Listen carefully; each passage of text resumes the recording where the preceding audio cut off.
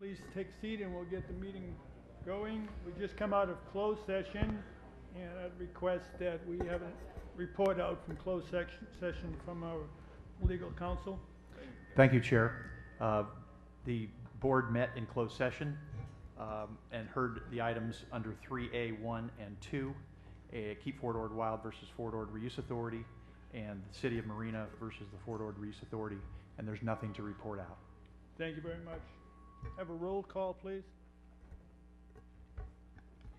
City of Carmel by the Sea, Mayor Pro Tem Beach. City of Delray Oaks, Mayor Edelin. City of Marina, Mayor Pro Tem O'Connell. Here. City of Marina, Councilmember Morton. City of Monterey, Vice Mayor Hoffa. Monterey County, Supervisor Potter. Monterey County, Supervisor Phillips. Monterey County, Supervisor Parker. City of Pacific Grove, Councilmember Lucius. City of Salinas, Mayor Gunter. City of Sand City, Mayor Pendergrass.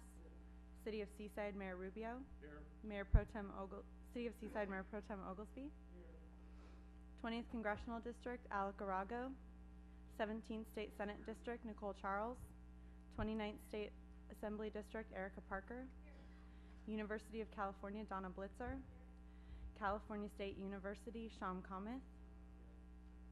Monterey Peninsula College, Walter Tribley. Monterey Peninsula Unified School District, PK Diffenbaugh. Monterey Salinas Transit, Lisa Reinheimer. Transportation Agency of Monterey County, Debbie Hale. United States Army, Colonel Fellinger. Fort Ord BRAC Office, Bill Collins. Marina Coast Water District, Director Lay. Chair O'Connell, you have a quorum. Thank you. We'll go to acknowledgements and announcements and correspondence from Executive Officer. Yes, thank you, Chair. I happened to look around at the board today, and I noticed that everyone except for Sean Kameth appeared at the ceremony today for the Central Coast Veterans Cemetery groundbreaking. I know Candy Ingram is somewhere here locally. If there was a board member who was not able to attend today, Candy has kept a few of the memorial coins for board members who were not able to attend today. So I know all the rest of the board members did receive their coins. This was a very special event today where Congressman Farr, Secretary Emeritus DOD Leon Panetta, Bill Monning, Mark Stone, everyone here at the table, including Councilmember Morton, glad to see you there, were able to attend. The session was fabulous. I talked to at least a dozen veterans afterwards that were particularly appreciative of knowing that the elected officials in the region felt it was important enough for them to participate in this event today to honor veterans. I thought the ceremony was extremely respectful of those vets who've served the country, and I know that many of you felt exactly the same way, so I just wanted to add that note for everyone. Thank you. Mr. Chair, could I just ask under other announcements? Michael, might it not be a good time to announce that there's been a change with Arcadis and Christy Reimer's departure, and then the possible impacts of that? I think that's an important announcement and timely. Yes, this is on a completely different level, not nearly as positive. The consulting firm of Arcadis that does engineering work here at the former Fort Ord and for years has led the responsibility for completing the Environmental Services Cooperative Agreement work. That's a company that's headquartered in Europe. They have acquired a number of companies here in the United States. LFR was the company that originally submitted to the Fort Ord Reuse Authority to do the munitions removal work, partnering with Weston and others. Arcadis not only bought LFR, they bought CH2M Hill, which is another competitor. They bought Malcolm Perney, which is another company, which is a competitor. All of them doing engineering and consulting work and doing munitions removal kinds of activities. Arcadis, in acquiring those companies, has for the last couple of years been consolidating. They have made some determinations that they can continue to provide FORA with the service of program management under their consolidating effort. They're going to, and they have eliminated Christy Reimer's position. And so Christy Reimer is no longer with them, and she is who all of you recognize as the lead for the Arcadis contract for the Environmental Services Cooperative Agreement. Supervisor, you asked about what the impact might be. We're still looking at that. I know that this Monday, Christie's bosses have asked that I meet with them. They're going to be here for the ADC conference, and I will meet with them and find out in more detail how they expect to provide us with the equal quality of service that Christie's provided for a number of years. I can't yet, well, I don't want to share exactly how I feel about this change. Probably wouldn't be publishable, but I'll leave it at that. Thank you very much. Going on to the 2015. Mr. Chair, an acknowledgement if I can, please. Certainly, go ahead. Yeah, We will get to number 7. Go ahead. Okay, I thought it was noteworthy knowledge that Erica Parker's back after a year in roller derby, toughening herself up for the FORA board. She's now back to help represent Assemblyman Stone, and welcome back, Erica. Thank you so much. I definitely couldn't stay away, so I'm happy to be back and re-engaged in all of this. Thank you. Again, number 7, 2015 Annual Legislative Session. Executive Officer, would you please briefly explain why we had to postpone this? Thank you. Yes, Chair. We typically have our annual legislative session in May of the calendar year. Usually that fits in fairly well with the state budget and the federal budget. And it usually, that's right after we return from our legislative mission, so we usually do both at the same time. We anticipated, after both Congressman Farr and Senator Monning recognized they were going to be spending much of the day here at FORA, we anticipated that they might want to also do this. And initially that was their thought, but with the additional, what I call EVIPs, the extra very important persons that came today, both of them wound up with other obligations that took them away from being able to do that. And so in discussing that with Assemblymember Stone and the Congressman, they asked if we could postpone the legislative session to either April or May. Great. Thank you very much. Going to item 8, consent agenda. 1 item, adopt a salary schedule for principal planner position. Anyone on the board have any questions relating to this particular item? Seeing none, I'll go out to the public. Is there anyone in the public has any questions or desires to pull this or to have a further discussion? Seeing none, I'll come back, entertain a motion. Who made the motion? Mayor Gunter made the motion, and the second was by Mayor Rubio. All in favor? Aye. Opposed? Passed unanimously. Thank you. Going to business item 9A, a second vote on Preston Park operating and capital budgets. Mr. Norris. Thank you.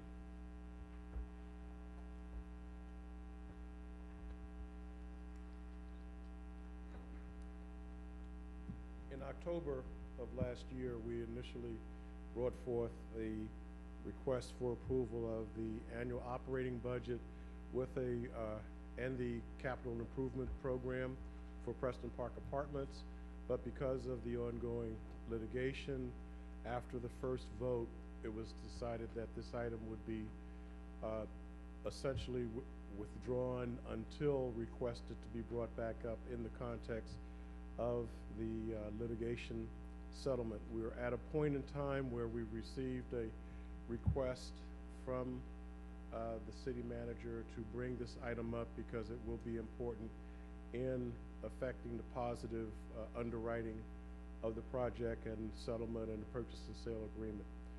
At that time, it was requested that the 2 recommendations reflected in there, that they be a 2.4% rent increase and that we approve the program of items within the capital improvement budget to go forward into this year. Since this is the second vote, we're not doing anything substantive in terms of recalculating or adjusting any of the information that was presented in the original vote. But before implementing the program, if passed, we will follow the direction and recommendation to give notice as contained in the recommendation and to consult with the Preston Park Tenants Association. Thank you, Mr. Norris. Is there any member of the board who has any questions? I noticed that a representative from Alliance's Property Management is present in the room today as well. Anyone on the board have any questions? Seeing none, I'll go out to the public. Is there anyone in the public who has any questions about this item? Seeing none, Mr. Norris is confident. He's sneaking away. I'll close public comments, bring it back for a motion.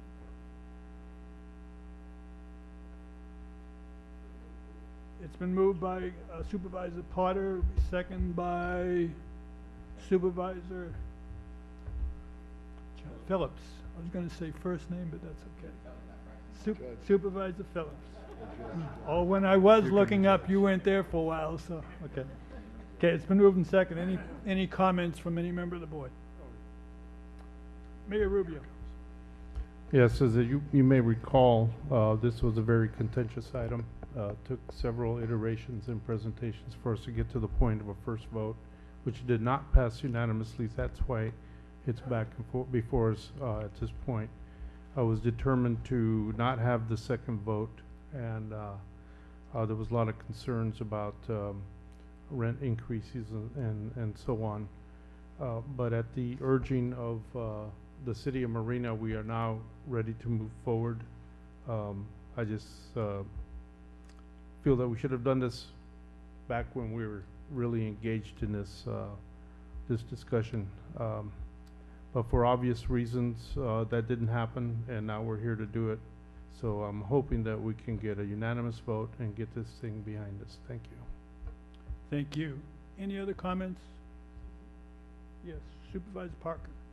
Thank you, Mr. Chair. I just want to say that I think there are some good things in the motion. We had quite a bit of discussion and got some things maybe a little bit clarified, but it does include a rent increase, and as I said in October, I don't think that it's fair to the residents of Preston Park. They've had a number of rent increases in recent years, and from the FORA financial perspective, there's enough profit there without this rent increase. And as was discussed in October and before, the way the market study was done, I just don't accept that really yielded the kind of results that justify this rate increase. So I'll be voting against the motion. Thank you. Anyone else? Go ahead. Councilwoman Morton? Yes, in October I voted against this rent increase, but also we had done one in the same year, the same calendar year, and it would have been the third rent increase within a one-year period. The additional passage of time has made this a softer blow for the residents. I am concerned about the residents at Preston Park, but also the city of Marina is faced with trying to secure a loan to buy out FORA's interest, and we need to make sure that we have the best and favorable terms for our tenants, as well as a loan that we can afford. So it's a balance that we as leaders in Marina are now faced with new considerations as well. Thank you. Chair? Anyone? Yes. I can say this. I was here for that meeting, and I know how it divided this board quite efficiently, and that I know that now we're doing this, but I think the residents of Marina should understand that this was brought by the politicals in Marina, and that they're doing it for the financial responsibility of their city, because I know in the end, somewhere down the road, they will be pointing at this board saying they raised our rent, and I appreciate the fact that Marina's willing to stand up and say that they're going to be responsible for this. Thank you. Thank you. Yes, Mr. Hopper. I just have a clarification question. So as I read the packet, I thought that I read that the inclusionary housing was not going to be impacted by a rent, they would not have a rent increase. Did I understand that correctly? Mr. Norris, you moved too quickly.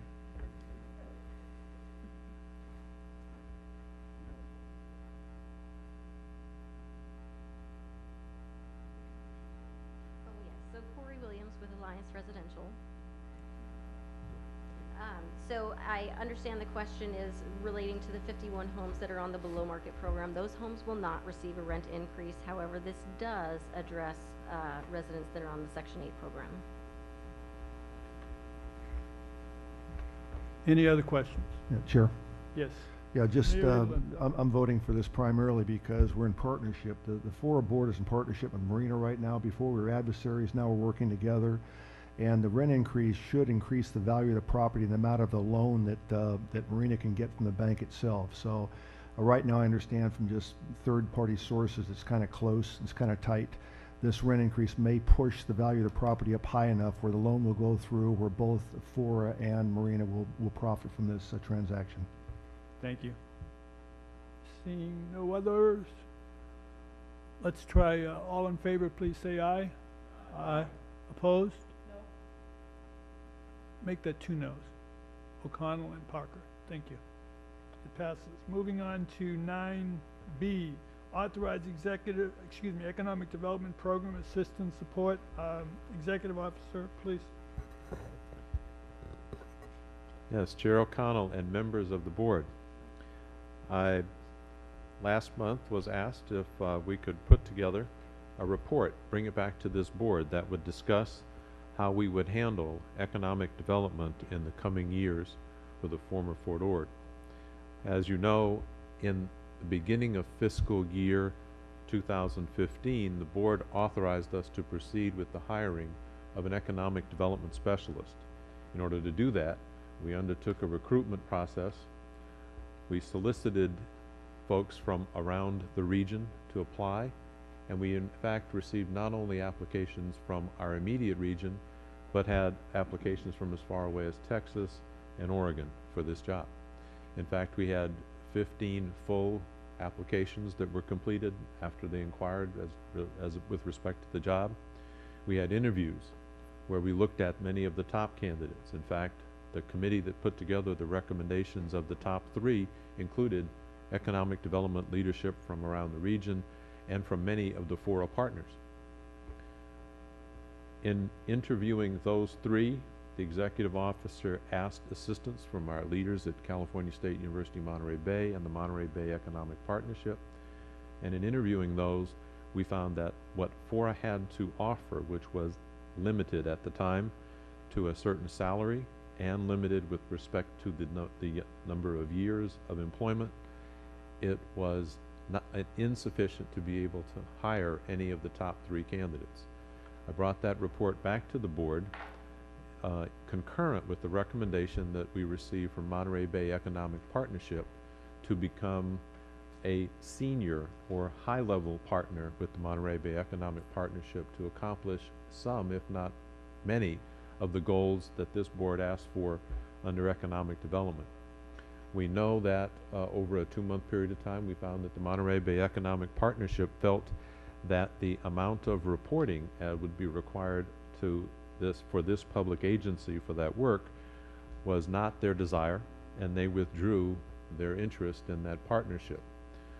In order to move ahead, staff has now looked at a number of different approaches for how we might accomplish the economic goals that were set forth for this board and this community as part of the base reuse plan, and more recently as part of the reassessment process, where creating jobs by economic development was one of the high priorities. In the report that you have in front of you, I have listed that one option would be to seek an economic development specialist at a higher level of pay.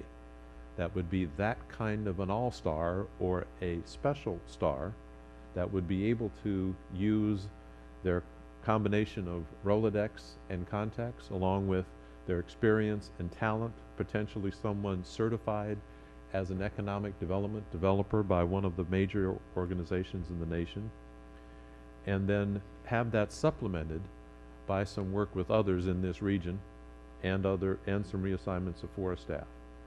Another option that we proposed to the board to consider was a derivative of that might bring in some consultants to assist this economic development specialist in this particular form. And I'll discuss that in a moment. A second option I had was to look at lowering the expectations from the economic development position, and instead of a specialist, use a coordinator level recruitment, which still would be a star, just maybe not an all-star, that would still work with the jurisdictions and others involved in economic development in this region. But accompanying that, I'm recommending that the board consider in this option looking at a contract with California State University Monterey Bay that has been proposed since last fall for us to strengthen our working relationship with their Small Business Development Center and their Institute for Economic Excellence on the California State University Monterey Bay campus. And part of that they do in partnership with University of California, Merced. A third option would be to use a consultant and to farm this out for one of the professional firms that do this kind of work. I spent very little time exploring that in the work that you have in front of you for two reasons. One, this board has made it very clear that they did not feel that using a consultant provided this board with the kind of accountability that it wanted to have on a very regular basis with respect to creating jobs and creating opportunities for economic development. Under this item, several of the board members have asked questions over time, but more specifically in the last week, I received some questions about the number of jobs that have been created on the former Fort Ord. I think there are actually two board members asked whether or not how close we were to achieving the 15,000 jobs that were originally promised. Actually, in both the actual numbers in the base reuse plan estimated we might achieve between 15,000 and 18,000 jobs over time.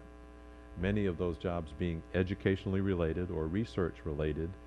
The research related ones in almost all cases were considered economic development positions, but in truth, California State University Monterey Bay and the University of California at Santa Cruz and Monterey Peninsula College would all argue strenuously that they are part of the economic development of the region and that there are multiplier effects of the growth of the educational institutions in the region. So in truth we are, and Jonathan, correct me if I'm wrong, we're at around 6,000 jobs on the former Fort Ord at this point. I'm sorry, 4,000 jobs at this point. So we are still short of even the $15,000 bottom of the range for creating jobs. There were a couple of other questions about my recommendations that have to do with the financial parts of how this gets split up and how this would work. But I thought, Chair, it might be appropriate with that overview of my presentation to allow the board members to ask questions in this regard. I want to close this part of it by just simply stating, over the course of the last month, many community members and board members have asked a lot of questions about economic development. And one of the things I'd like to illuminate a bit is that it seems almost every one of us, when we think of the term economic development, we think of it differently. For some, it's much more about the physical development of the property on the former Fort Ord. For others, it's more about how are we offering local people jobs and placement into the opportunities. For others, it's how many of the contracts are being set aside for people that are working here locally or are entrepreneurs and looking for those opportunities. And even for others, it's about what kind of research are we identifying that might create the kind of new economies of the future that bring jobs to this region. So in this particular presentation, I've made an effort at trying to define economic development for these purposes, and I apologize if it's Michael Hulamard's view of it. It's really one that I've received from talking to the top organizations that are economic development organizations and trying to give you references from their websites so that you understand that this wasn't just picked out of the air. So the definition here is a hope that we might be kind of working from the same sheet of music. Okay. Great, thank you. Any board members have any questions? Yes, Board Member Beach. I think I heard one of the voices in your description of all the voices. I think it's funny, I don't want us to read too much into the struggle that we're having attracting someone who will attract business. I mean, that's pretty, we're struggling with that. It might tell us something. Anyway, I see also in your, I think this is this the part you're referring to, Michael, the productive property use as one of the reasons that you, okay, so that captures the part that I'm interested in. So you've featured real estate development, and one of my questions to you, Michael, is how do you see in these two of your recommended positions, that's sort of twofold, right? Where does that expertise fit in? I see it mentioned sort of briefly in the second one, but given what we've learned from the visiting experts about our, economic econ 101 lessons for this region, we've found out we have two competitive advantages, and that's, I'm using my freshman college terminology. One competitive advantage for this region is agriculture. Excuse me. The other, if we oh, may, sorry. just excuse me. Can we address that first question? Sure. Please. Okay, go ahead. Thank you. So I'm going to rephrase it so I make sure I answer it correctly. Okay. Your question is, how does the physical development, the real estate development, play into this question about economic development? The two job descriptions. Correct. So Yeah. in each case, the very best folks who are competent in doing economic development understand the resource that the real estate is for economic development. Understanding where the best locations are for the opportunities that surface is crucial to successful economic development professionals. So an example might be that the ideal location for a company that might be doing new technology in ag, or something that's ag tech, might not be on the former Fort Ord, but might be in the city of Salinas. And therefore, working with the city of Salinas economic development folks might be a more appropriate circumstance if that surfaces. But the ideal candidate, whether it be the specialist, the all-star, or just the star, is someone that recognizes on Fort Ord that every jurisdiction has real estate resources, every jurisdiction has defined a part of what they're going to do that would support economic development or house economic development, and is either appropriately zoned or has the access that would meet the needs of that particular opportunity. Sometimes it needs to be close to an airport.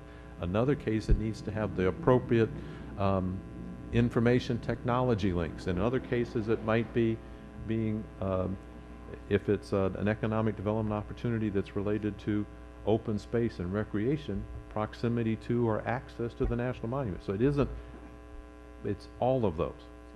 So if it sounds like what you're echoing is what's in your report, which is on page 29. You have two bullet points that refer to real estate expertise. One is real estate development procedures. I think that's supposed to say and impact of permitting on business processes. So these are things the candidate has to have knowledge of. And then under experience, you have evaluating / recommending appropriate business site locations and expansions. So I was just, the question was more, sort of a quantity question. Is that the location where this concern is addressed, or are there other places also within the job description that I might have missed, or that you intend where there's, again, reference to our big asset, which is our land? Or is that that would be the place in this, Okay. but understand that this person functions as a member of a team. Mm-hmm. And we fortunately have a principal planner, newly defined job description today, that would work very closely with the person that's the economic development specialist, and that's one of the advantages we would have. We perceive this on the FORA staff as we've already worked with our county economic development director, Dave Spar. We've worked with the individual jurisdictions. We even had some peer review of this before we brought it to the board, so that you understand we expect this to be a resource not just internally to FORA. This is broadly a resource for building and strengthening our economic development in the region, along with Councilmember Hoffa, making sure we're also retaining a lot of our military assets and what that contributes to economic development in the region. So you answered my question, thank you, and I will reserve a comment for after everybody else is done. Great, thank you. Any other questions by board members? Yes, Board Member Hoffa. I've got two different questions. The first one has to do with recommendation 1B, which I find very intriguing. And it identifies a number of organizations that are already doing good work in the area as far as economic development goes. And so that's one of the things I like about it. I'm just wondering if we could also specifically identify two other organizations that I think will be important. One is Monterey Peninsula College, because they will be producing, training a lot of the workers. And then secondly, the Middlebury Institute for International Studies, who produce a lot of MBAs and have their own business development. So, you know, is it possible to integrate them into 1B, and or is there a reason why we haven't done that? Or You know, I permission to speak freely, sir.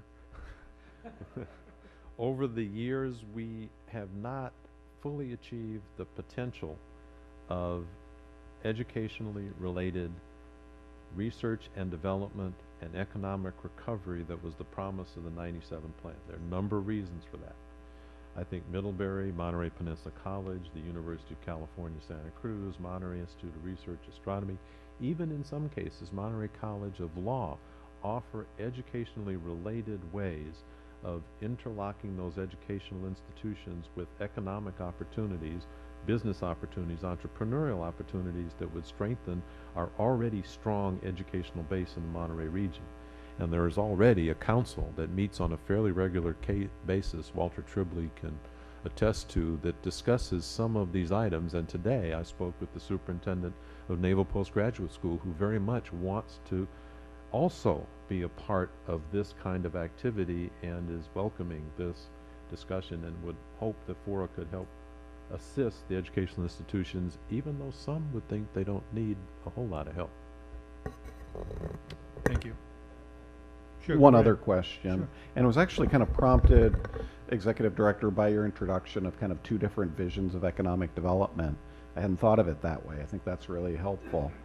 And it has to do with this idea of building things and giving local people jobs. And the City of Monterey has a local preference policy for capital projects that are, I believe, over $50,000. And basically, in the bidding process, there's some advantage that's given to companies that are in the Tri-County area. Personally, I think it should be Monterey County. But does FORA have a local preference policy? And if so, could you, if it doesn't, is that something we could consider? If a quick read of the FORA Master Resolution in Chapter 3 points out that for the initial 10 years, and actually we kind of extended a little beyond that, all contracting through FORA allowed local companies a 5% bid preference. And that was something that we established early on, and that's something we implemented. And I think at one point, I don't think the number is still quite that high, but 94.5% of all of FORA's contracting went to local companies. So that would be the answer to your question. That doesn't exist today. So in order for us to be able to do more with local companies, it requires some outreach, some connections, making sure that we connect with local agencies that can help us identify those smaller business enterprises and contractors so they are aware of the bidding requirements and other opportunities on Fort Ord. Since that expired, and I'm not sure that we have the authority to extend it, because I think it was part of the state law that allowed us that time period. Thank you. Any other questions? Seeing none, we'll go out to the public. Is there anyone in the public desiring to make a comment or questions relating to this particular item 9B? Seeing none, come back and close public comment and entertain a motion as to item 9B, authorize economic development program assistance support. Chair, I had a comment first, but Yes. I move that the board accept the recommended proposal explained under item 1B. I'll second that. It's been moved and second. so Comments? I have a comment. Thank you. I have a comment. So one thing that I wish were in here was just a slight, by the way, just to back up a second, I thought this was an excellent staff report, and I thought it was very informative and thorough and expansive in the way that you described that you wanted to be, Michael. I thought that given all that we've learned from our visiting experts about what I was starting to say, the competitive advantage that this region has, which is ag and land, meaning beautiful land, or tourism-based economy. Those are our two competitive advantages. That doesn't mean we don't have other advantages that other places have, like we have a robust educational environment, and the universities have become our most reliable engine, right, very locally here. But the competitive advantages is those two things that other people don't have. And because of that, and because it's so central, I was hoping that we could have one other nod in experience or knowledge for this candidate, or candidates plural, and I'm happy to support the motion either way. But I would suggest adding a phrase the best candidate would be able to assist local land use jurisdictions and FORA staff in attracting construction project developers and in completing their build out of FORA projects or FORA lands in accordance with the base use plan. So simply that they have the knowledge to facilitate those kinds of projects, and I know the staff will help with that, but if they're uncomfortable with that, I think it would be preferable to tilt towards somebody who is really interested in real estate development. So it would be a friendly amendment to add that sentence. I would support that amendment. Okay, the motion makers accepting the friendly amendment. Who made the second? I'm sorry. Yeah, I would also accept that. Board Member Hopper, who made the second, approves it. Lena, do you fully understand the motion as amended? Yeah, I got it. Okay, great. Thank you. Seeing no, okay, yes, I'm sorry. Board Thank Member you. Lucius. Thank you, Chair. I just wanted to thank the staff for giving us such a thorough report and really urge the board to approve this recommended action. We've talked a lot about this on the Finance Committee, and we've gone through all of the numbers, and sometimes we end up nitpicking $10,000 here, $10,000 there. And I just really feel strongly that we need to invest in economic development. We need to be willing to spend this kind of money. And I like this particular proposal because this is such a large job that it's really wouldn't be appropriate to just hire one economic specialist and expect them to do everything. So I think the way it's divided up between, an economic coordinator, CSUMB, the local agencies, MBEP, et cetera, I think we'll get the best bang for our buck, and it's really a nice multi-prong approach to get the best results for FORA. Thank you. Thank you. Mayor Rubio? Thank you. I want to congratulate staff for a great staff report and for laying out the options for us on this very, I think is a preliminary step towards economic development as envisioned by the former Fort Ord and the forest staff and the board. But the reason I say it's a preliminary step is because economic development does mean engaging our local folks in job creation and the benefit from job creation. Early on, the city of Seaside, in one of its premier projects, the resort hotel, we included in our DDA the requirement that the developer engage in training, that they put some dollars aside for a training program. And that training program still exists in the city of Seaside for tradespeople to learn how to get ready for careers in the construction trades. And that is still active. Although the funding ran out from that developer, it has continued. And I think it's incumbent upon this board to look at ways to continue those types of training, to create those kinds of programs through the economic development.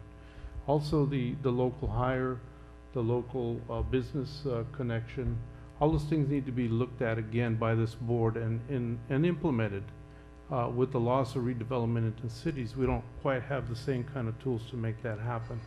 So I'm hoping that staff can come back with that second step, third step for economic development in our communities with some sorts of ordinances or enabling legislation from here to make that happen. Thank you. Any other board members? Yes, Mayor Gunter. One thing I've noticed by doing this is we're gonna put a little more burden on our executive director because he's going to hire somebody that's a coordinator and not a director, someone that he will have to work very closely with. But I was glad to see he mentioned all of the other agencies that are gonna be involved. We just had our first Thrive turnout at the city of Salinas, and there were 10 companies that presented. And it appears as if 9 of those 10 companies are going to be looking for a place to open businesses. One of them has already been to the Marina Airport looking. I can tell you that. I can't give you the name of the company. If you look at the 10 companies, you'll figure it out.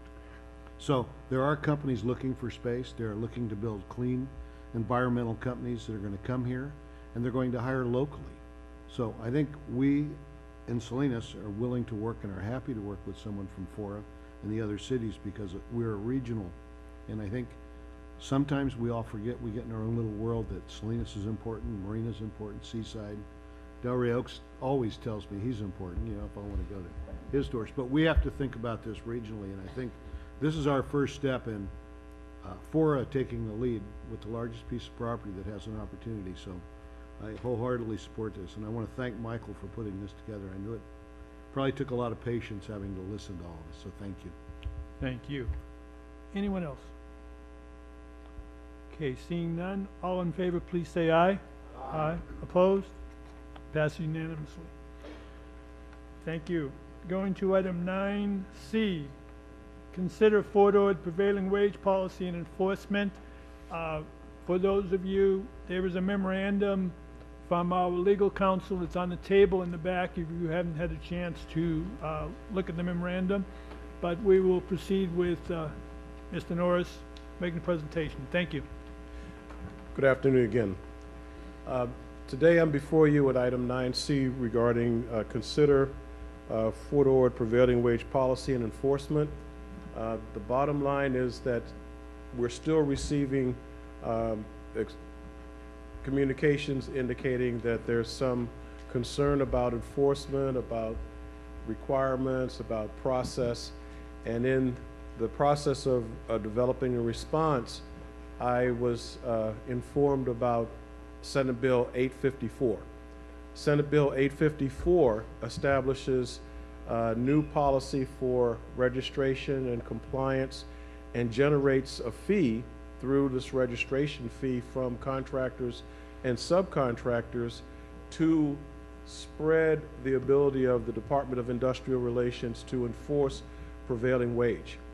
Within the language of the bill, which is in sort of summarized in attachment A, is language that the Commissioner of Labor may determine projects that are so consistent or similar to public works projects such as FORA that require prevailing wage, that they may make a determination that SB 854 applies to FORA projects. If it is the will of FORA to have a prevailing wage program being seen as a part of a broader universal program that is participated in, subscribed, and paid for, you know, through the state registration process, would be a benefit to our program. It would not be sort of a hybrid that we're kind of operating. So the request is to essentially, number 3, is to authorize the executive officer to request a Department of Industrial Relations determination on FORA projects. In addition, we've asked FORA General Legal Counsel to look into it, and I think he's provided a letter which is circulating that we may indeed be able to be covered by such a determination. Thank you, Mr. Norris. And I think the letter you're referring to is the memorandum, that 9-page memorandum we just received today? Great, thank you. Anyone on the board have any questions? Yes, Supervisor Parker. Thank you, Mr. Chair. I guess, since I don't live and breathe this world, I guess I think I see the value in checking to see if FORA might be covered by the Department of Industrial Relations program. But I guess I'm wondering, is that sufficient? Is that really what we're looking for? Does that give the local people access to the kinds of records? And, you know, is the system of incentives or penalties, do we think that's adequate to do the job? If you notice, if you remember from the previous report, some of the concerns were transparency, some of the concerns were the pathways to audit and monitor. Those are fully articulated under SB 854. In addition, it has forgiveness provisions that if you inadvertently list a contractor or subcontractor that's not fully registered, you have a time to cure. And so I think that this articulated program is going to be run statewide, and if we were a part of it, we would not have a different experience for anyone who's a contractor or subcontractor. But it also has teeth in that you can be fined and or disbarred for being out of compliance. Any other questions? Board Member Rubio. Yeah, my question is, what is the timing of this event if the DIR so chooses to take it on, and what are we doing in the interim? It seems to me that we've put this off quite a bit. No reflection on your efforts, but it seems that we should start collecting in one place, one depository, the certified payroll records, so that there's no gap in coverage. Whether it's, I know that the cities aren't willing to do it at this point, and I think we discussed FORA becoming that place for those records. I think in interim we should start moving, start collecting records, at least have them in place so that when this program does or does not come into play, we'll have one leg up on the process.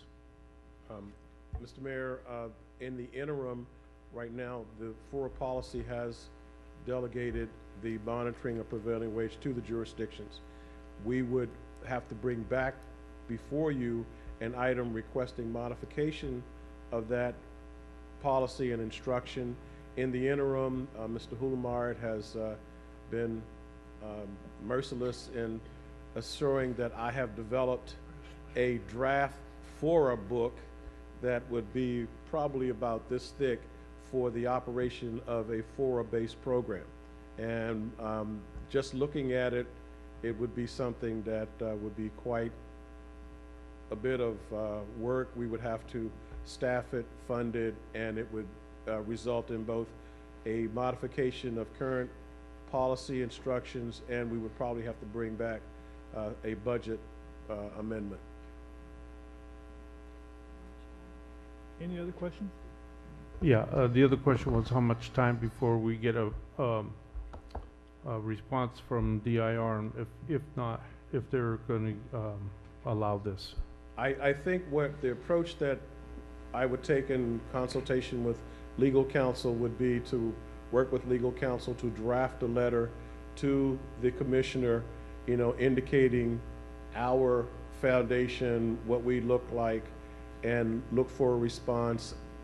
That part of getting the response, I can only advocate for, but I could not control how long it would take them to turn it around. I would think that they would take some time to look at it, so it may take as much as a month before they turn it back. It could be shorter, but knowing kind of how state agencies work, they're going to look at this for a while, and I would think that it would take at least a month before they would respond.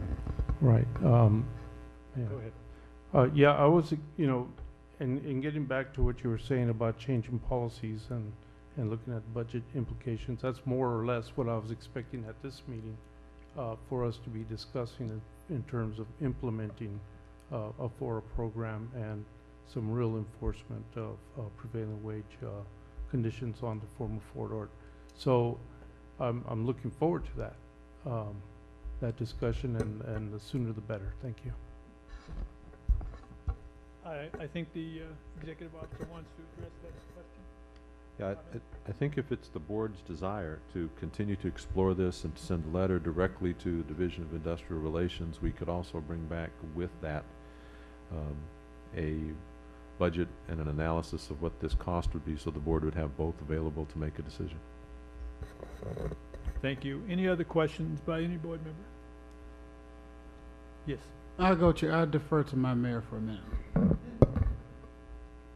Do you have more? Yeah, Michael said that he would bring these things back. The one thing that he didn't mention was the possible language for amending the board policy. I just heard done. Anyone else on the board? Through the chair. Yes. I just want to agree with the sentiments of Mayor Rubio about, I thought we were going to come to this meeting here and have that presented to us. So I'm a little concerned about how, when the board speaks and it feels like we're going to have something presented at a meeting, it changes. So, as you know, I would say it's just very similar to what we went through with the reuse bags. The cities went ahead and they adopted their own legislation for the reuse of bags, not waiting for the state. So now we're talking about we may want to wait for the state. We don't know how long. We don't know if this bill is going to pass or not. We talked about doing it ourselves, and now if I may, please, it's no. time for questions. And I'm asking a question. Go ahead. So my point is, when are we going to have this stuff come back? Because again, we don't want to sit around and keep having this come over, around, and around. So when can you come back with your little packet, your program? Board Member Oglesby, I have the draft program. You know, I could bring it back by the next meeting. I think it would be an informed discussion if I had the response from the state. What it will take FORA to do the program is, as the executive officer has indicated, we can work those numbers up, but it would, the part of our relationship with the requirements of 854, I think has enough merit to it since the legislation has passed. It passed in June. The registration was effective as of March 1st.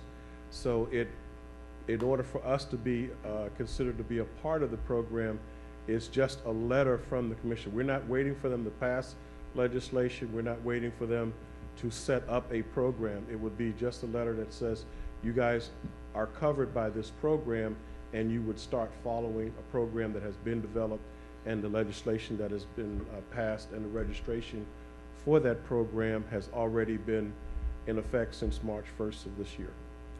Last question. Certainly.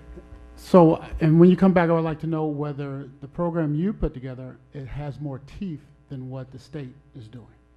I think we should have your opinion about which one. I understand you guys don't necessarily want to go with ours, but tell us what we're missing besides two different programs. I would like to know which one is stronger. So you may not have that now. I can tell you that the state's requirements are much more severe than what FORA, you would be perhaps debarred from working on FORA projects. The state, you would be debarred from working anywhere in the state under their program. And that is pretty much the other thing under the current policy is the only hammer that FORA really has would be rejecting a consistency determination on a future project. Any other questions? Seeing none, we'll go out to the public. Is there anyone in the public who has questions or comments relating to this item? Please step forward. There's no need for you to state your name or your residence, but feel free to do so. It helps keep the minutes more accurate. Ron Cheshire, Monterey Santa Cruz Building Trades Council. Obviously, the prevailing wage issue and the fact that workers are being cheated out of millions of dollars in wages at this time is annoying. But finding out all the information is important. And I've only had a brief moment to review the legal opinion here. I think the crux of the matter is that the Department of Industrial Relations won't find any problems with FORA basically working under SB 854 as long as the project's a public work. And that's basically where the rubber meets the road. If public money is utilized on a project in excess of 2%, that's the way the state looks at the de minimis amount at this time, is how they define it as the total cost of a project. If it's 2% or more, they'll consider it a public work. In other words, if a jurisdiction was to say, hey, we're going to waive TOT tax for 5 years and we're going to give you $400,000 worth of infrastructure improvements, we're going to do those ourselves as part of your project. In other words, if public money's going into a project and it's 2% or more, it's a public work. The question may be is public money put into demolition of old Army barracks? What is tearing out old infrastructure, doing certain things? Everything out here may be a public work. We don't really know. I can tell you that individually the jurisdictions don't know either. I've had to deal with them and have advised them that a lot of their projects that they are currently going are public works, and they like to argue with me. So anyway, finding out all the information is important. I'm as interested as any of the board members is finding out exactly what we can do about this terrible problem, about the promise to the workers to get a piece of the pie in order to become beneficial citizens in their communities, to be able to sustain themselves and their families with a living wage and benefits in this area. So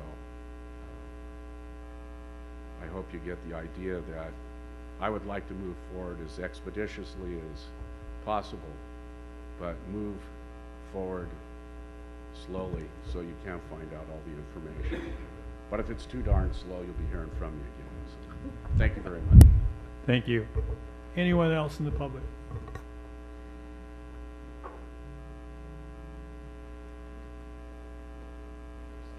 Alphonse. I'm Jane Haynes.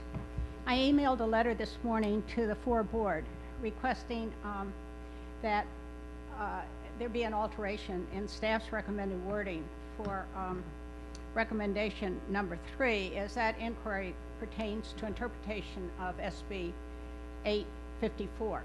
I want to clarify that I am not addressing the enforcement issues pertaining to prevailing wages.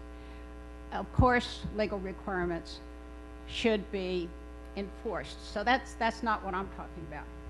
Rather, I'm addressing whether or not FORA should continue to require developers to pay prevailing wages for first-generation construction if SB 854 does not require that, and a determination would say that it doesn't require that.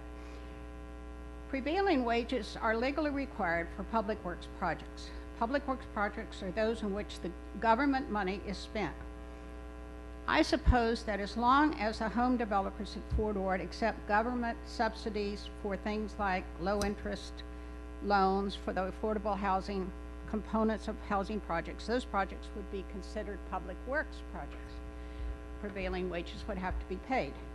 Therefore, I hope that when FORA staff writes its letter to the California Department of Labor Relations, FORA staff propose ways that those aspects of various housing projects, which are partially funded by government funds, such as the government subsidized affordable housing components, be segregated from the market rate home building portions of the project. So I request your board to amend staff's recommendation, recommended letter to the Department of Industrial Relations in order that FORA can get the information it needs to begin a dialogue about how to bring FORA housing units into line with what the majority of Peninsula households can afford to pay. Thank you. Hi, good afternoon. My name is Jan Schreiner, and for the record, I am a director with Marina Coast Water District, but I'm speaking only as a Marina resident at this moment. And what I would just like to say is I would like to support FORA and all public dollars to adhere as tightly and as strongly to the union prevailing wage as possible. With this in mind, I know two brothers, veterans, both of them, and one has always worked on union jobs and the other has not. One can retire now and the other cannot. And so I just want to emphasize that. I mean, we need to provide a livable wage and the kind of benefits that people can stay here and live out their years here. And only 10% of the residents, current residents of Monterey County, can afford to buy a home.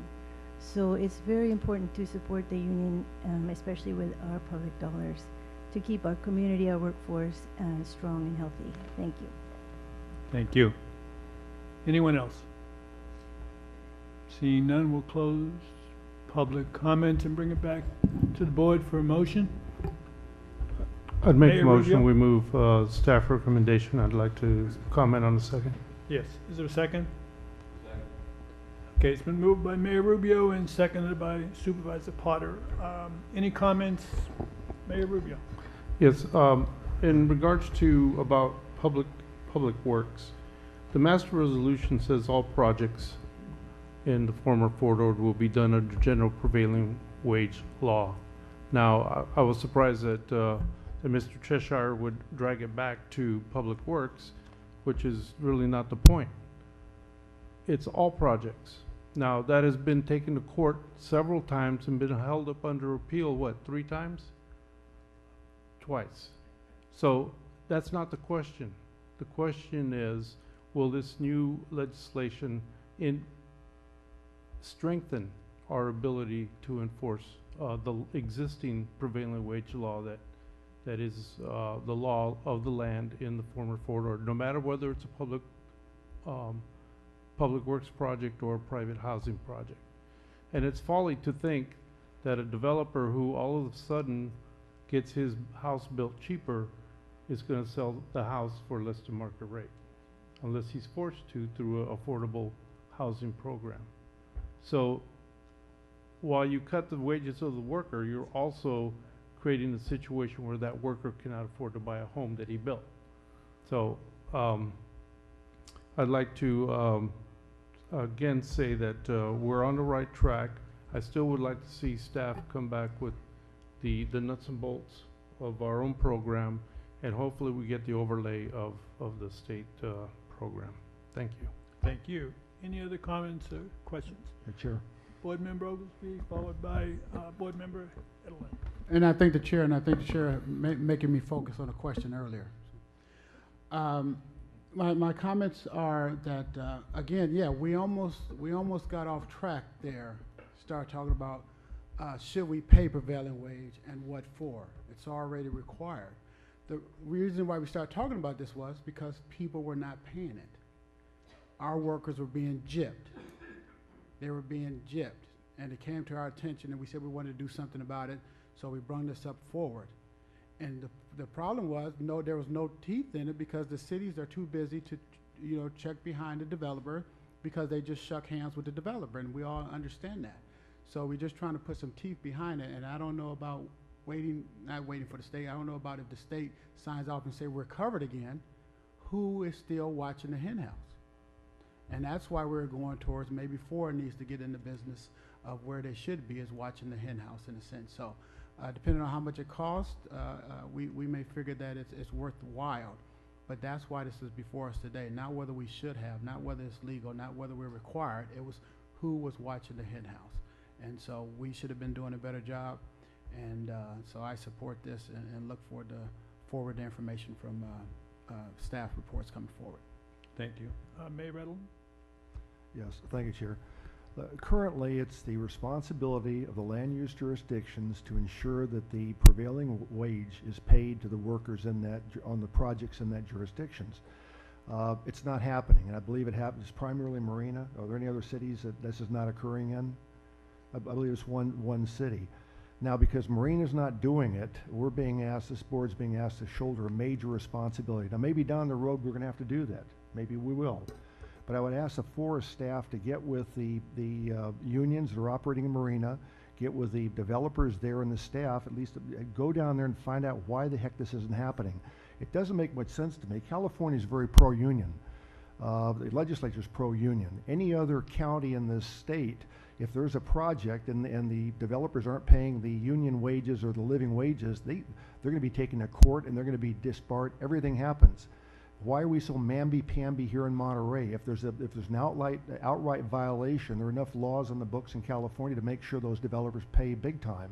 I'd rather not see us undergo the expense of losing the staff time and everything else to be an enforcement arm when there are other ways of doing it. So I would ask staff to do an investigation, find out what's going on there, and if there's any way we can help from the outside before we take on this huge responsibility. Thank you. Board Member Lucius. Thank you. I would just echo everything that was just said by Mayor Edelin.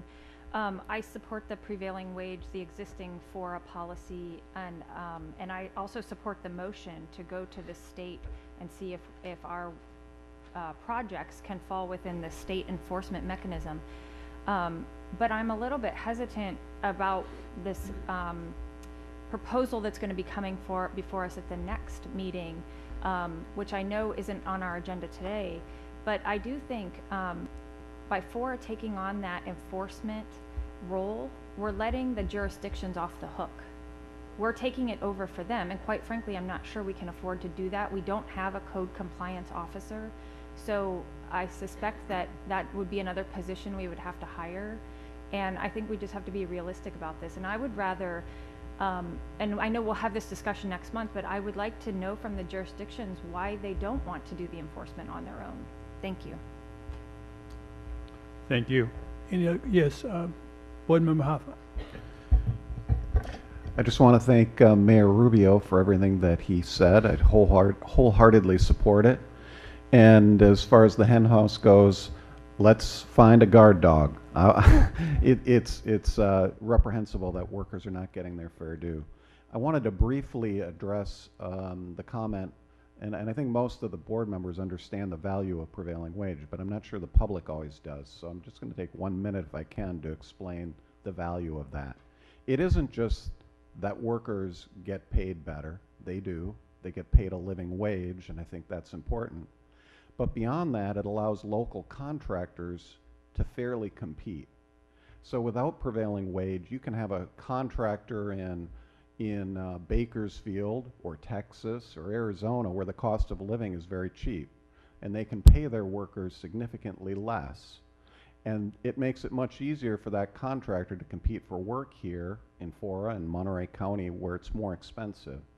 So then, because of that, if our local contractors lose out on bids, then all of those workers, most of whom live in this area, also lose that potential income. That means fewer of our local workers going to our restaurants, fewer of our local workers able to afford homes, fewer of our local workers going to the mall and buying clothes and all those kinds of things. So we live in a consumer-driven society. We need to make sure that our workers do have a living wage, and we need to make sure our local businesses can compete. Prevailing wage levels that playing field. So it is a public good. Thank you. Thank you. Seeing no other comments, I just have one comment about the city marina. The city marina is in fact complying with what is necessary. If there have been problems in projects relating to the city of Marina, it certainly is not the city staff or the city manager or the city council that in any way is doing something they shouldn't be doing. So other than that, I respect all the comments made by all the board members and the public. Thank you. Seeing no other comments, all in favor, please say aye. Aye. Opposed? Unanimous. Thank you. Now we'll move on to authorize the executive officer to submit I-Bank proposal.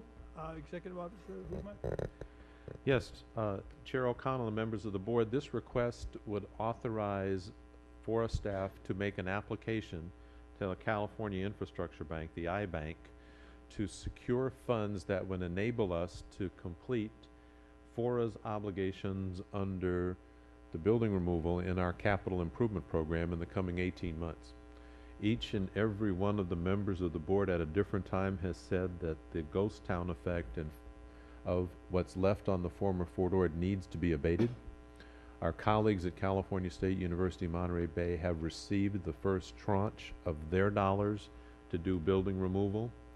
We know that we're in line to receive some assistance to do the business planning and the initial identification of the contaminants in the buildings. Doing this would allow us to complete FORA's remaining obligations under the building removal program that was adopted by the board. We do have, over the coming years, tax increment revenues that would be pledged to repay this loan. We were not eligible for this kind of assistance from the iBank in the past. Adjustments in how they operate and what qualifies allows us to now be able to get these dollars. Supervisor Parker, Councilman Morton, and others were rather specific about directing staff to do something more innovative or creative, I think was the term used, in how we remove our remaining buildings on the former Fort Ord. This is a way we can do it more expeditiously without any significant additional costs. We would have to pay interest for a few years on a loan at a lower rate. I asked Ivana Bednarik exactly what this would mean. It would mean pledging our tax increment dollars as the security versus any real estate or any other dollars. That tax increment money would have been used. It's eligible to be used for building removal anyway. This allows us to do it now rather than wait till it arrives. Roughly over the coming 5 years, we'll receive about $7 million in tax increment revenues. And this would allow us to get $3 million now that we don't currently have available. There were a couple of questions from members of the board that came in about the fact that the real difference between what we have and what we need is only $2.5 million, $2.3 million. That number likely will change as the engineering news record gets published for the coming year, so it'll be slightly higher. And in addition, asking for an up to $3 million gives us the flexibility to make sure we get sufficient funds to complete FORA's obligations in the coming 18 months or 2 years. Therefore, addressing that rather specific item that came out of the base reuse plan reassessment. Thank you, Chair. Thank you. Any questions from board members? Yes, Board Member Beach. Just a quick one. What are our odds of getting, is it you apply and if you're qualified you get it, or is there a risk factor? Staff took the liberty of presenting Ruben Rojas from the iBank a concept proposal of what we would expect to do, and he came back with a positive response in terms of their interest in providing the loan. And the collateral was completely acceptable to them. Thank you. Seeing no one else, go out to the public. Is there anyone in the public wanting to comment or ask questions relating to this item? Seeing none, excuse me. Quick on the draw. Good afternoon, John Dunn, City Manager, City of Seaside. 2 agenda items ago, you considered and supported an economic development effort on the part of FORA. This is really a subset and an extension of that. The basic purpose for the cities of Seaside, Marina, the County of Monterey, possibly CSUMB, would be to develop a business plan for the cities of Seaside, Marina, the county, and others to guide future barracks removal efforts. The business plan, in combination with the iBank loan, will directly lead to clearance jobs, construction jobs, and permanent jobs. And so all of us on the peninsula are or should be concerned with creating more jobs for our people and creating higher paying jobs. The purpose of this business plan is to maximize the amount of buildings that can be removed with limited financial resources. It obviously has an advantage to the city of Seaside, but also to other agencies in terms of our ability to proceed with development and to ultimately create jobs and economic activity on the peninsula. We strongly support it and urge your support. Thank you very much. Thank you. Anyone else in the public? Seeing none, we'll close public comment, bring it back for motion. Move approval? Motion's been made by Supervisor Parker. Is there a second? Second by Board Member Beach. Any comments on the motion? Board Member Rubio. Yeah, this is a step in the right direction. I want to applaud staff's forward thinking in bringing this forward to us for consideration.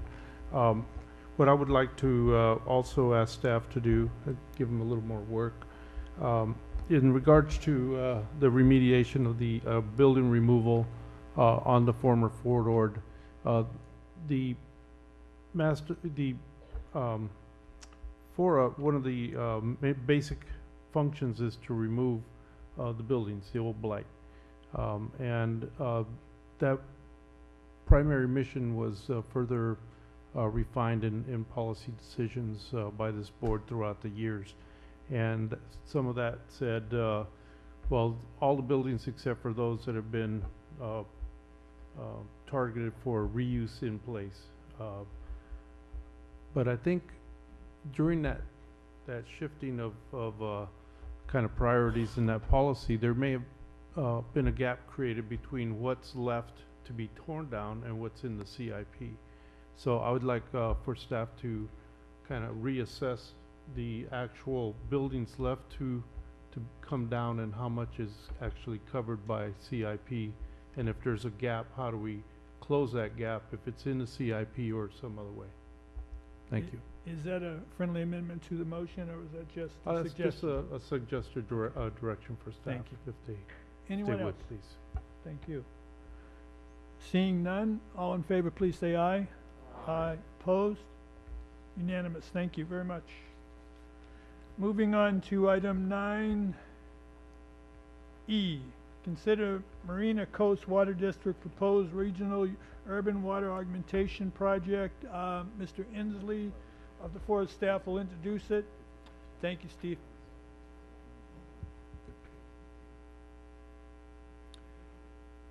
Some of you may want to move your chair since we have a screen back behind us. Thank you. We'll have a brief PowerPoint, and then Marina Coast Water District will also have a brief PowerPoint. I wanted to just put into context the presentation that you're going to hear, and to remind you that in 1997, the base reuse plan identified required mitigations and 2,400 acre feet of water, augmented water program that would be needed to meet future demand. So that's been in the reuse plan from the beginning and has been part of the FORA work plan from that time forward. Originally, the board selected Marina Coast Water District to be the water, sewer, and water augmentation provider after a competitive selection process. As part of that program, the Marina Coast Water District completed the so-called RUAP, which is Regional Urban Water Augmentation Program process. It included the idea of a 1,500 acre foot hybrid project that would require an EIR, which they completed in 2007. As we all know, the process morphed into a so-called regional project that Marina Coast Water District was the lead agency for, and they completed additional EIR in 2011. We also know that that project did not go forward, and so the next question was, what's next? So Marina Coast Water District has been giving a series of presentations to this board, and you've received them during the last year or so, and so we consider this to be a continuing part of that process. Marina Coast recently asked to come and present to you information regarding a 10% desalination facility designs that they are currently wanting to develop, which would be a component of their water augmentation program. A number of questions have arisen. This process has been vetted in your Water Wastewater Oversight Committee a couple of times, and in your administrative committee, also went through the executive committee. I'll just summarize it. You know, several projects are the same ones that anyone would have about a water augmentation program. How will the project be paid for? How does this affect existing ratepayers? How does this planning process preserve the alternatives, such as recycled water and others? And I'm sure that the board will have additional questions of their own, as would anybody. Just to go back through what the recommended motion is, to endorse the MCWD 10% design planning process, not the project itself, the planning process. Reaffirm prior board action, which had been taken previously, designating Marina Coast Water District as lead agency. Direct MCWD to continue evaluation of all alternatives, and to direct MCWD to report back conclusions and recommendations. So that just puts into context what we're doing today, and I will bring up. Oh, and also you may have received a letter from the Monterey Peninsula Mayor's Water Association that is requesting staff coordination, and that's on your table as well. So I can come back after Marina Coast's presentation and answer any questions about our staff report, but I think we'll bring up the interim general manager for MCWD to do their presentation. Thank you, Steve. Thank you, Steve, and thank you, board, for giving us a few minutes to chat with you about this project. At the conclusion of this presentation, I'd be happy to answer questions, or if you just want to yell them out, we can do that as well. It's your choice. What we're seeking is for a concurrence for our plan to restart the desal process. And at the end of this thing, I would encourage you to ponder that. So I put these things in the form, if we could go back a second, I'm sorry I'm lagging, but I put these things in the form of questions that I got from both your administrative committee and your WWOC. So what are we proposing? And that is to construct a modular desalination plant. In January this year, the board of directors voted to restart their desalination project planning, and earlier this month it approved a plan to solicit proposals for a 10% design of a modular desalination plant that would be scalable over time. So the question now is, why now? Isn't it too early? That was a question we heard a lot. I would say that probably if one looks at the annual report on the forward water allocations, it's pretty clear that current allocations for much of the Ord community are nearly exhausted. Moreover, I think everybody in this room knows the permitting complexity of desalination, certainly in Santa Cruz County and Monterey County. We all know that. So it's most certainly not too early to begin to consider this. So what is the general design concept? So we're going to fly from a 5,000-foot level here, but we're using components of the 4 other desalination projects on which the district has done work in the past and completed at either a programmatic or project level EIR on all of them. And we're using that, what we learned from each of those, to create a conceptual design that will form the basis of project level engineering. It'll be composed of vertical intake wells close to the beach. The brackish water would be pumped to a plant that would be located in higher elevations on the Armstrong Ranch property. The brine concentrate would be blended with the freshwater source and then would be disposed of via the PCA outfall. The modular design would allow future expansion, and finally, the plan may include a renewable energy that would deal with greenhouse gas and energy concerns that are just basically inherent in any desalination project. So why MCWD? if you'd pop to the next one, is, yeah. Because we have a contractual agreement with FORA to do it. That's the first good reason. The second one is we have experience and capability to complete this project. You can see there what we've done with DSAL, which is actually more than most agencies in the state of California. We're one of the pioneers in DSAL in 1995. Steve, I think, pointed out to me the only one that he could remember earlier was Santa Catalina. But you know, my Midwestern mother used to pride herself when she'd come out of the kitchen that whatever came out of that kitchen was done from scratch. We're not doing this from scratch, and I'm happy to say that. We're not starting at ground zero. We've done a lot of work on desalination, and a lot of that work will form the basis for going into the future. So next would be, how do you proceed? So we currently are working, staff is working with Denise Duffy and Associates and Schaff and Wheeler, and we pulled all of that old work off the shelves, and we've taken the best of each project component, starting with the vertical wells and the you know, each project component represents what we consider to be the very best, most permittable, environmentally friendly, least cost alternative. And we're putting all that together into a conceptual design. That conceptual design will then go out in a request for proposals to engineering firms, and those engineering firms will be asked to take that work and put it together in a 10% design. And by that I mean define it well enough to a 10% level that we're very sure of exactly what we have in front of us. And so the next slide is what exactly then does 10% design gives you, and these are the things it gives you. It gives you a lot of great information.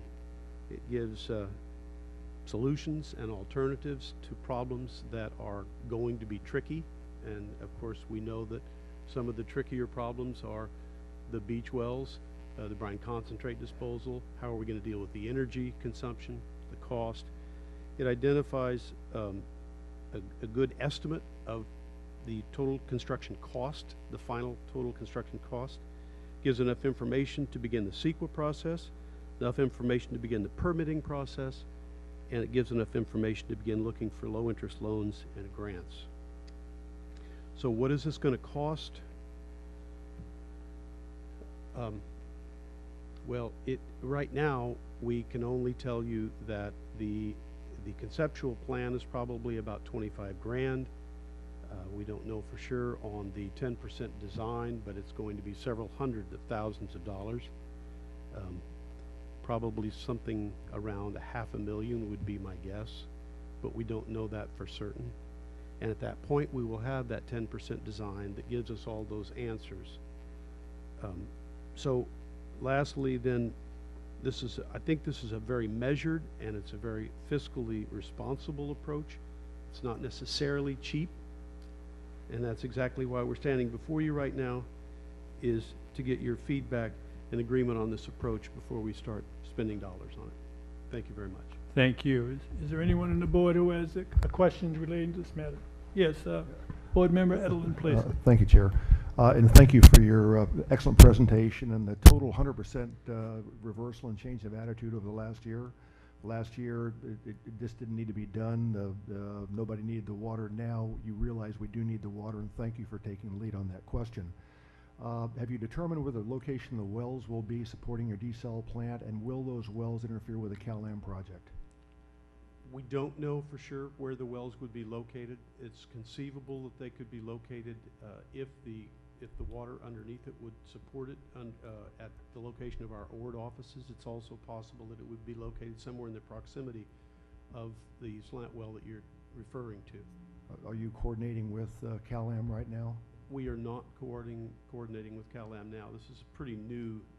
That's a pretty new concept. We haven't even come out with the RFP, but certainly I saw the letter that you're referring to, and I would, just from experience, Marina Coast Water, I think, would agree that any time that any of us are working in any area, we ought to be coordinating. Thank you, sir. Any other question? Board Member Beach? So I just had a money question. It looks like from the staff report that the $24 million that's estimated for the actual building of the project is something that is a FORA funded thing. And then the second half of that question is, where does the 500,000 that you mentioned you're estimating might cost to get to 10%? Where does that come from? Is that also a FORA expense? It will come out of the water rates that are charged to FORA. And am I right about the 24 million that, is that a bill that we are slated to pay eventually, or? Mr. Inslee? The 24 million included in your capital improvement program is an indexed dollar amount that is the actual mitigation that came out of the original base reuse plan. So it's not allocated to this project. It is the mitigation. It's waiting for a project in essence, but it can't be used for anything other than that mitigation. And mitigation is confined to water uses, or forgive me? Water augmentation. Only water augmentation? Yes. Okay. Yes. Board Member Lucius? Is that 24 million in the bank today?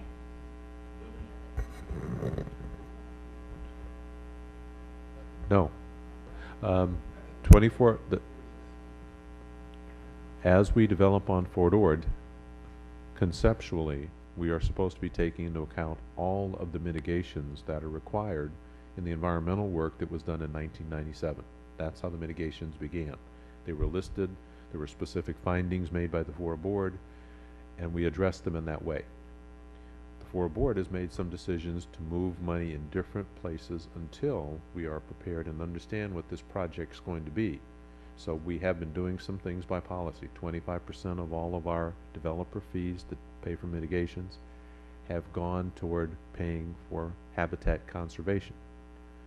We have used other developer fees for roadway or storm drainage or other requirements to mitigate impacts on the former Fort Ord, including firefighting vehicles. This one is one that we have deferred until there's a project identified, and as developments proceed, the dollars will be collected to contribute that money toward the mitigation. Supervisor Parker? Thank you, Mr. Chair. While we're on the question of cost, $24 million, which we don't quite have yet, is one number, but we don't think that that's going to be the full cost of this plant, do we? I mean, they cost more than that to build. Okay, thank you. Certainly that will not be the total cost of the plant. You're correct about that. Yes. So one other Board Member Beach? quick cost question again. I'm sorry. So if the 500,000 is to come from the ratepayers, I'm a little confused procedurally. Why is the water authority before us today asking for our thoughts? It sounds like it's an independent project at this point. Am I missing something procedurally? If I may, I mean, the reason that MCWD is before you is that the 500,000, it will be collected via the Ord water rates. And we come through your WWOC for approval of the budget, and it will appear in the budget. But beyond that, it isn't a small amount of money to invest. And before we start down that road, we're just touching base to make sure that we're all with it. Okay. Thank Do you want to follow? Just to follow up, I think the Fort Ord Reuse Authority Board, as you saw in Steve's presentation, has adopted certain policies that are pretty specific about this. Adopted environmental work, assumed certain projects, made directions, and the Fort Ord Reuse Authority Board in the last couple of years has been very directive toward Marina Coast Water District to describe for the board how you're going to implement this. So this is more or less in response to the board's request. Thank you. Anyone else on the board? Board Member Morton? Yes, there was just a discussion here. In the staff report, it indicates that the cost, even initially this 25,000 at the very least, would be passed on to the Ord community ratepayers. Can you tell us how many ratepayers that is? Because it's a very small number. It is a small number. Thank and you. I believe it's 3,000. I'm sorry? 4,000 connections. In the Ord community.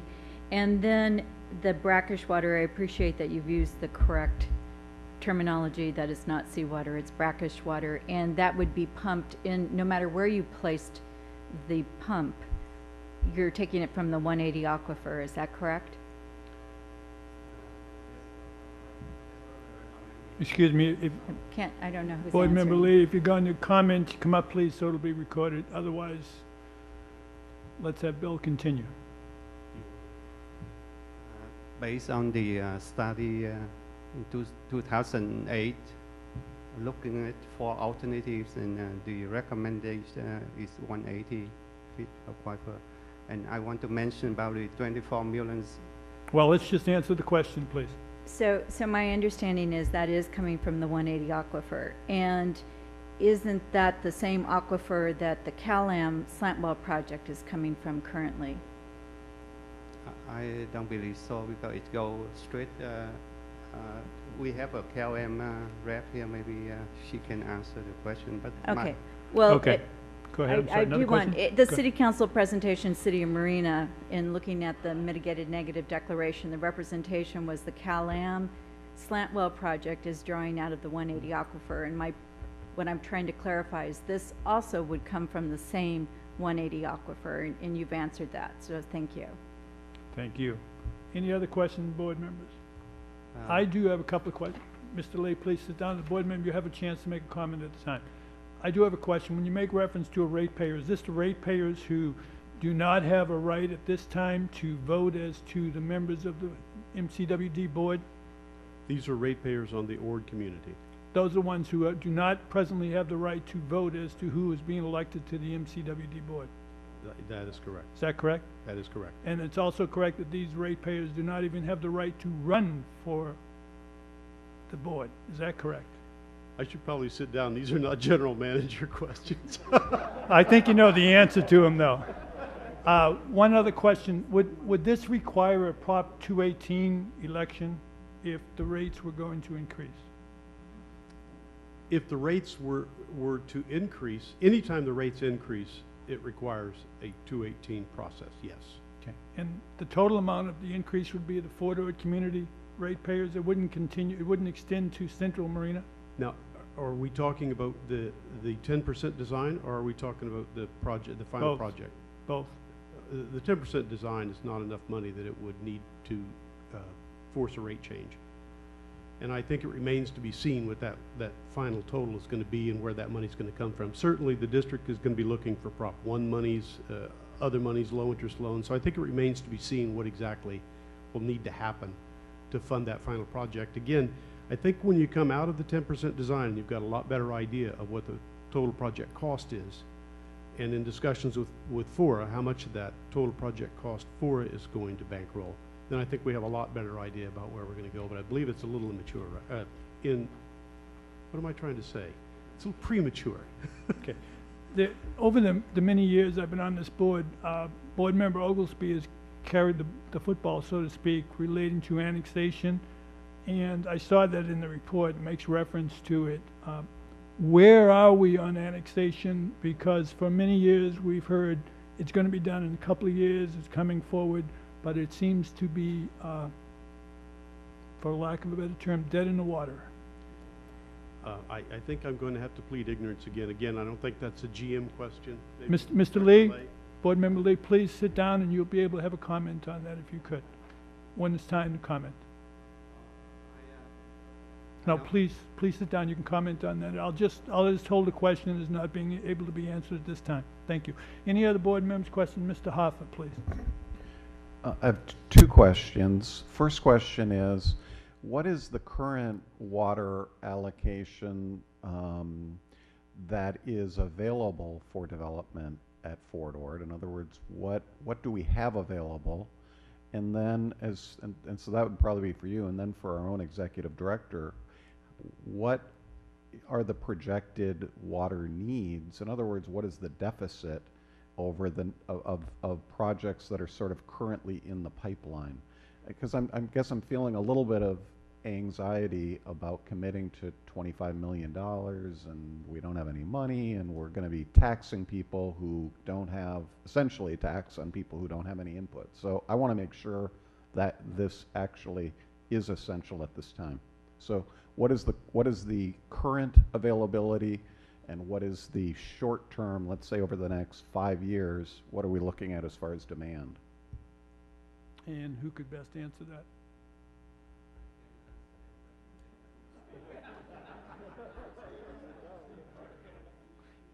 Because I'm allowed to speak, I'll just summarize.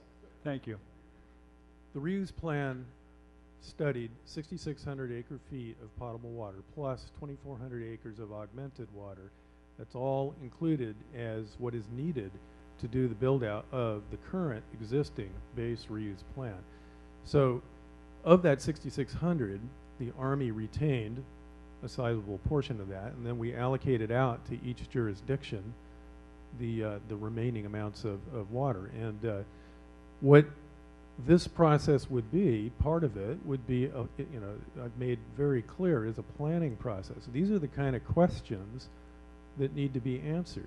We can't answer them tonight in the middle of a board meeting. We're saying, let's endorse and set up a planning process so that we can answer those very questions and just go through it in a careful and complete way. So that's essentially the answer to the question, is that most of that water that is included in the 6,600 site has been allocated by the jurisdictions for projects that are either entitled or in the pipeline or very close to going forward.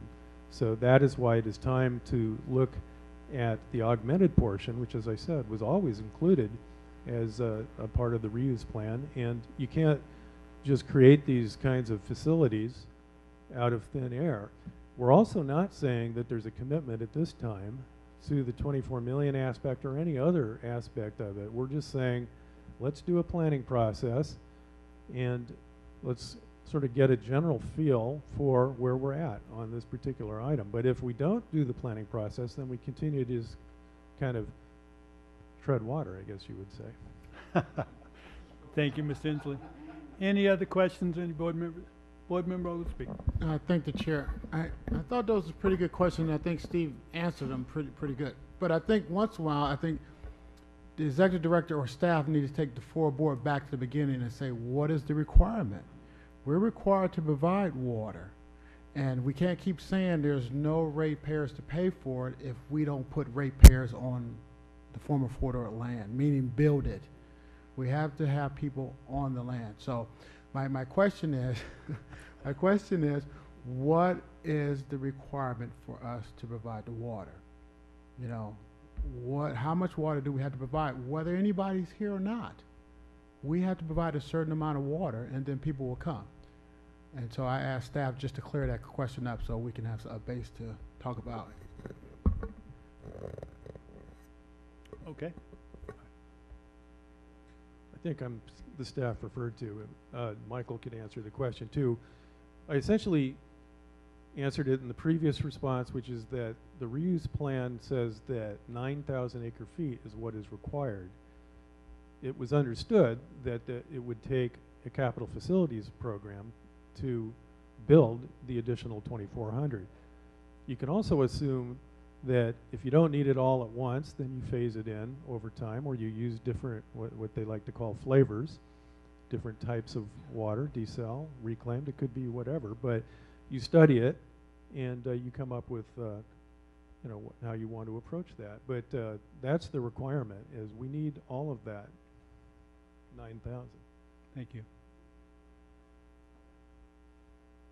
Yes, board member Morton.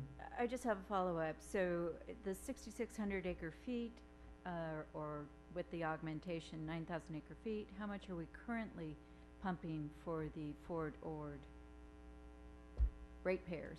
How much, what's our total usage on Fort Ord? I don't have the exact number, but as I recall, to be as close as I can, the Army originally kept 1,729 acre-feet, and over the course of the years, with property transactions, their assistance for the veterans cemetery water needs today, they have transferred some of their retained rights over to FORA or underlying jurisdictions that they now have in around 1,425 or so that's retained. I believe that's very close, and Tom Mancini always checks my numbers. Of the 4,800, 4,900, the difference, we now have on our side of the table 5,200 or 5,300, whatever that number is, and of that, about 20% is being used today. Right. To give That's exactly the question. So the allocations are almost exhausted, but the actual usage, we're only at 20% of the current.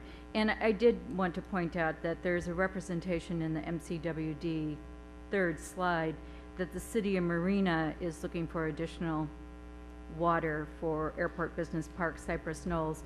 And in fact, I serve on the Joint City Water Committee with MCWD. The last meeting in attendance there was Is this a question or a comment?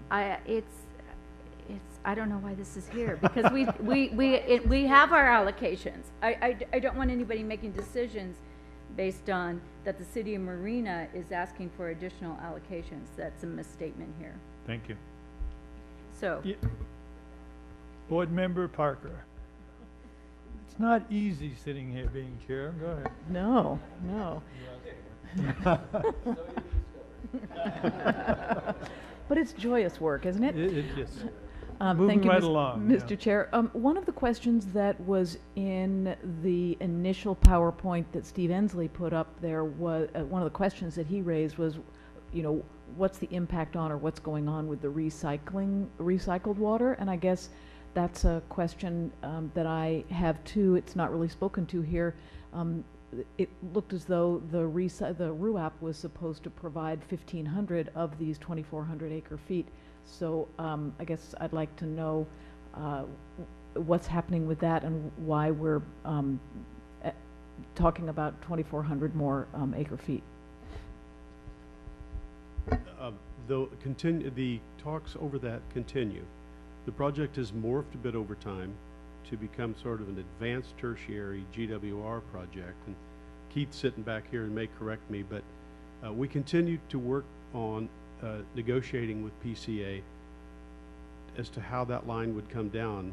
That water does represent something beyond what it did when it was first conceived. So the purple pipe that was originally conceived, which would bring down tertiary treated water that would be used for irrigation needs, could still be used for that, but that water now will be treated to a standard that is higher. And it may be that we will continue to pursue that for irrigation on the Ord campus, and it may be that it would be more feasible to phase up a desal plant that perhaps would be cheaper. But it continues to be in the mix. It's not out of the mix at all. Thank you. Seeing no other board member questions, we'll go out to the public. Anyone in the public, you have up to 3 minutes to comment or question, and there's no need again to disclose your name or your place of residence. Thank you. Good afternoon, Mr. Chairman, members of the board, Anthony Lombardo. I'm here today to request that you require some additional information before you take action on this request. Clearly, additional water is needed for the development of Fort Ord, its build out. There is not sufficient allocation for all planned projects today. However, the problem is that the Marina Coast Water District is, and for the near future, appears to be the most dangerous entity we have as it relates to the economy of the Monterey County. It is currently attempting, by all means at its disposal, to stop California American from proceeding with its test well, which is ultimately designed to provide information as to whether the desalination project, which is the only project that has any likelihood of providing water to the Monterey Peninsula, can be built. And all of you who are elected officials from the peninsula, and even I'm sure many of those of you in the city of Marina and in the city of Salinas, are aware of what's going to happen in 2016. And I say that not lightly, but because the Marina Coast Water District spent the last year and a half opposing the City of Marina issuing the permit for the test well. They opposed the Coastal Commission issuing the permit for the test well. They then sued the Coastal Commission, California American Water Company, for the issuance of the test well permit. They attempted in mid-January to obtain a restraining order from the Santa Cruz County Superior Court to stop the construction of the test well unsuccessfully. And 2.5 hours ago, they tried again in Santa Cruz County Superior Court and failed again. They're going back next Wednesday to try again, and 3 weeks from then, they're going to go back and try and obtain a preliminary injunction to stop the construction and operation of the test well.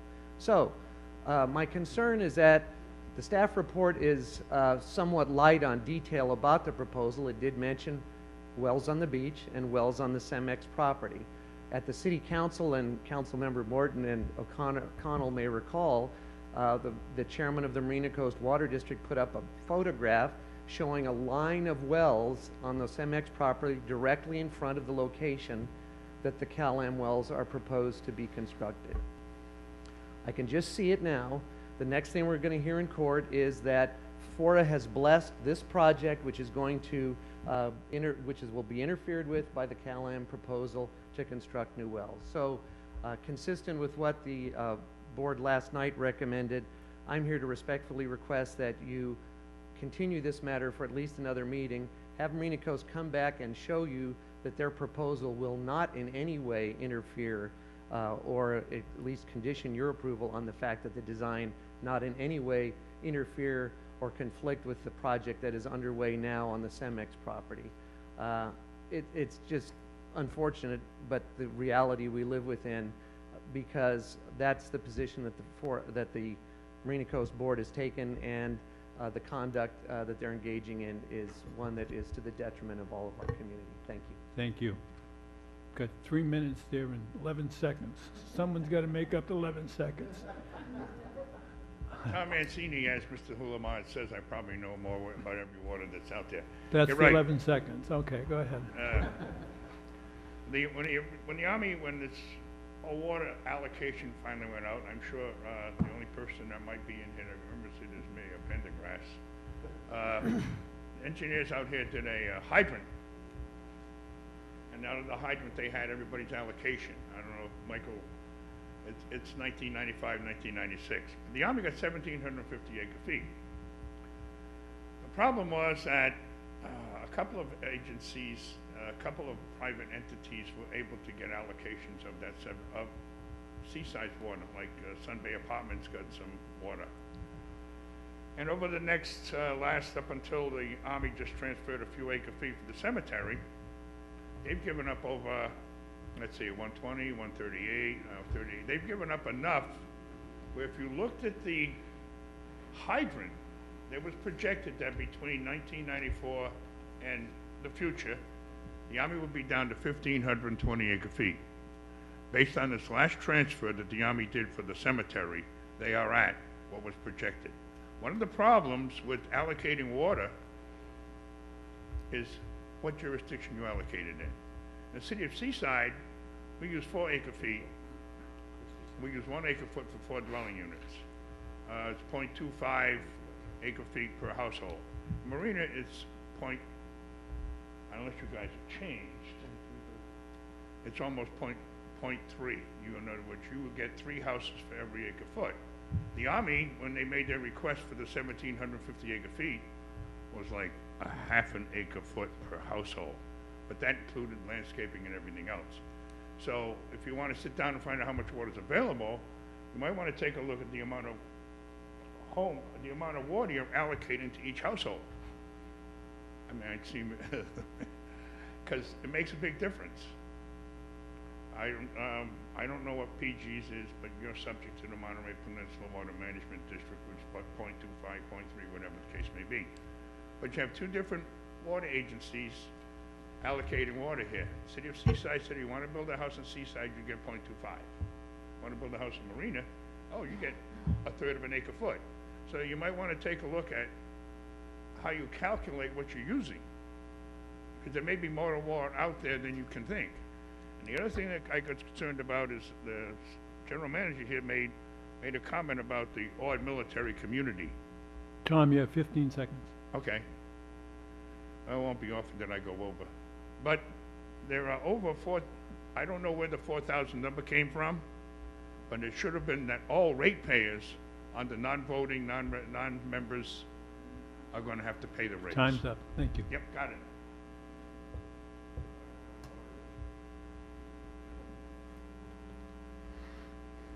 Hi, good afternoon.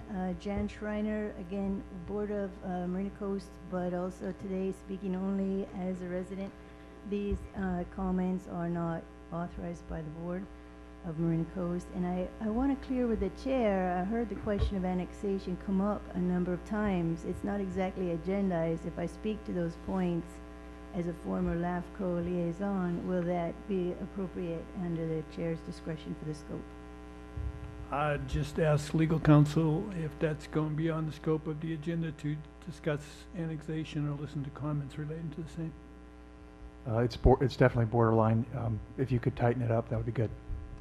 Okay, well, I heard the question come up, and I just want to specify, I was the LAFCO liaison for a few months, and during that time, an application came to LAFCO by the Seaside County Sanitation District, which has direct impact on the ability of Marina Coast to annex, because only when an agreement can be negotiated between MCWD and SCSD can an annexation go forward.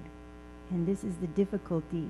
I think our FORA representative Beach was questioning, why is this not simply a jurisdictional independent decision of a desal project? We are under contract with FORA until the annexation can take place, right? And the people who are of SCSD board are Mayor Rubio, Mayor Pendergrass, and Council Member Cecilio. So we need to go together to LAFCO, the Marina Coast Water District Board, and those three individuals with an application that Okay, can I be think processed. you're probably exceeding the border there by starting to give instructions on how to do things in the future relating to something. So if you just go back to the agenda item, I'd appreciate it.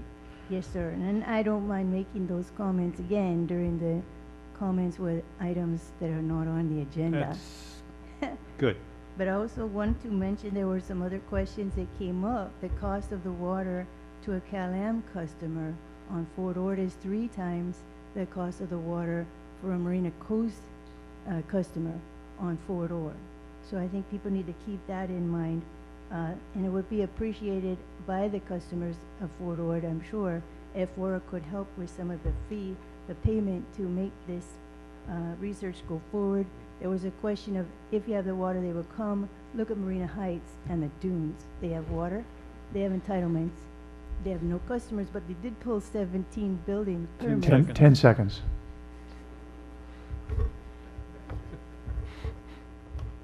Any other public comments?